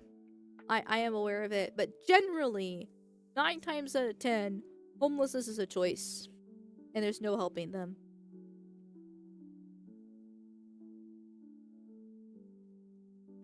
You differentiate between those who don't want to be homeless and those that do. But the thing is, the vast majority do want to be homeless. They do. Because they burn their bridges, they're drug addicts, they gambled their money away, whatever the case is, right? They ruined their lives. And a lot of them it's just easier for them to be homeless and vagrants to do whatever the fuck they want. Freak the fuck out. Than it is to actually be a stable member of society. I mean, you kind of already see it, just not to the same extreme. But you already see people on a regular basis just check out, right? Like, where you go work your 9 to 5, you go to the Ouija cage, and you come home and you just play video games and you check out. You're still being a functional member of society because you're still going to work, you're still paying your taxes, you're still paying your bills. But you've checked out. You're not actually producing anything. You're not actively trying to make your life better, and you're not trying to make the people's lives around you better either. You just check out. And everybody knows it's difficult to actually, work a job and continue going forward. And a lot of people have gone the extra mile and turned to drink things like alcoholism and drugs and gambling, whatever the case is. And they just and not to mention they can leech off the welfare programs forever with no stop. It's 9 times out of 10 they want to be homeless. Obviously, there's that 1/10. But this is asking me to differentiate between those who want to be homeless and those who do is like asking me to talk between the good ones and the bad ones when it comes to nuns. It's the same fucking thing, right? Like, obviously, there's good and bad no matter the group, right? As much as I hate women, as much as I hate nuns, right? And trannies and gays and everything else in between, right? There's always good ones within the group. Right, but asking me to basically make an exception for the 1%, or the 0.1%, or the 0.001%, depending on the demographic here that we're talking about. It's just like, I make sweeping generalizations because it's easy. But I think we both know. I think we all have enough high enough IQ to know that I'm not talking about every single person.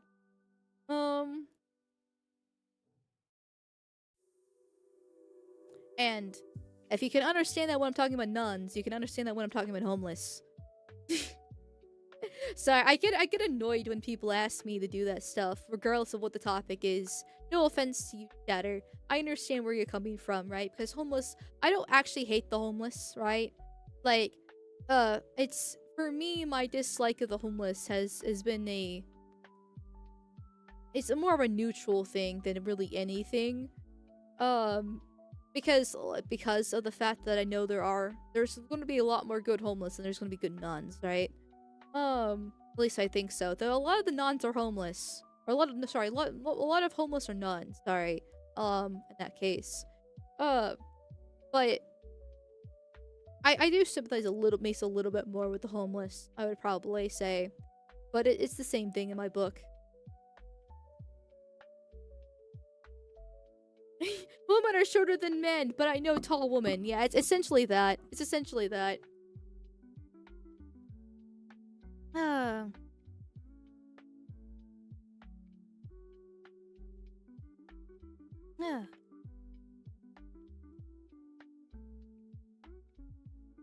Hold on, wait a second. Sorry, so there's a Rumble Bro here. And I'm trying to catch up with the conversation. Let's see. A women don't understand male relationships. Women's friends don't just die. You have to actually be a bad friend. Yeah, wait. Yes? Men enter relationships and women befriend their friends and family. When they break up, men lose all their friends. It's an exception for the 80%, 20% want to be there. I would disagree. I would probably say 80% want to be there and 20% are the exception where they don't. Probably less than that. Like, there's so many homeless. Like, even in my area, right? There's a shit ton of fucking homeless. And there's one example. When I worked at Walmart, there was funny enough, a non who would have a sign saying that he's homeless and he needs help. But multiple people have caught him at the end of the day, walking a great distance to his car, and it was a nice new car. Nice, brand new. I forget what the model is because it's been forever and I don't know cars. And that stuff, and then driving away. And with that stuff. And it's like, makes you a little bit suspicious in that case. Just a little bit suspicious. I get people can buy cards on credit and they purposely go into debt that way. But if you have a car, you can sell it if you actually truly are homeless. Or at least use the car to, like, you know, sleep there. Something along those lines. Amal hates the homeless veterans. You heard it here first, folks. Yes. Yes. You can clip this and ship this. I hate homeless veterans. Send tweet.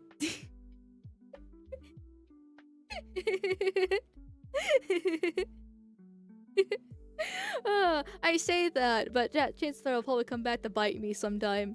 I don't actually hate the homeless veterans. They're the ones I actually sympathize with. That's a whole different story because I know the VA shit. I feel like we should actually do something, especially the white homeless. But like I said, most of them are nuns. Oh. Sorry, just got back from some work. I'm all wants to unlive all the homeless and the veterans. Yes. I'm kidding. I'm kidding. Oh. Fucking hell.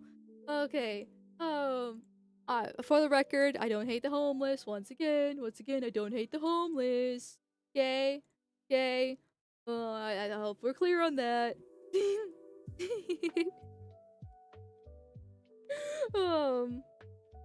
Okay. Let me see who I can tip you guys off today. Reminder, tomorrow's stream will be Rumble only. Same time, 7:45 PST. But it will be Rumble only and soon. Aristocratic Utensil, as he's also out, and talking about the J Quiz, about a certain demographic of chosen people that like to wear tiny little hats.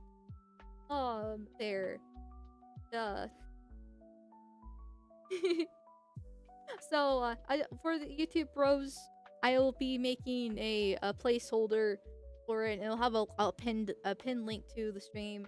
Kick bros, there will be a pinned link within chat, so you can see that in case you forget. So keep that in mind. Keep that in mind. I don't think I thanked you guys for hitting the goal on YouTube, especially since you guys did that really early. I'm really bad at that. I'm good at thanking you guys for super chats, not so much for the goal. So my apologies, YouTube bros. I know I put on the P.E.P.E. hoodie, but thank you guys for hitting the goal so long ago and so early in stream to have the P.E.P.E. hoodie on in the first place. So I do really appreciate that. Like, I'm sorry. I'm sorry. You guys were all really generous today across the board. So thank you for all your subby puppies, donos, and, vigorous spankings and everything else in between. You guys are very, very nice to me, and I can't thank you guys enough. I can't thank you guys enough.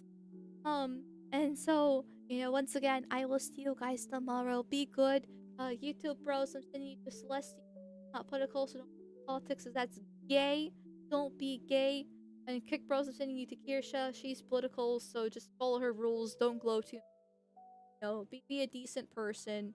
And go from there. So good night, everybody. Good night, everybody. Thank you for stopping by. Hasta la vista. I'll see you guys tomorrow over on Mum. Why?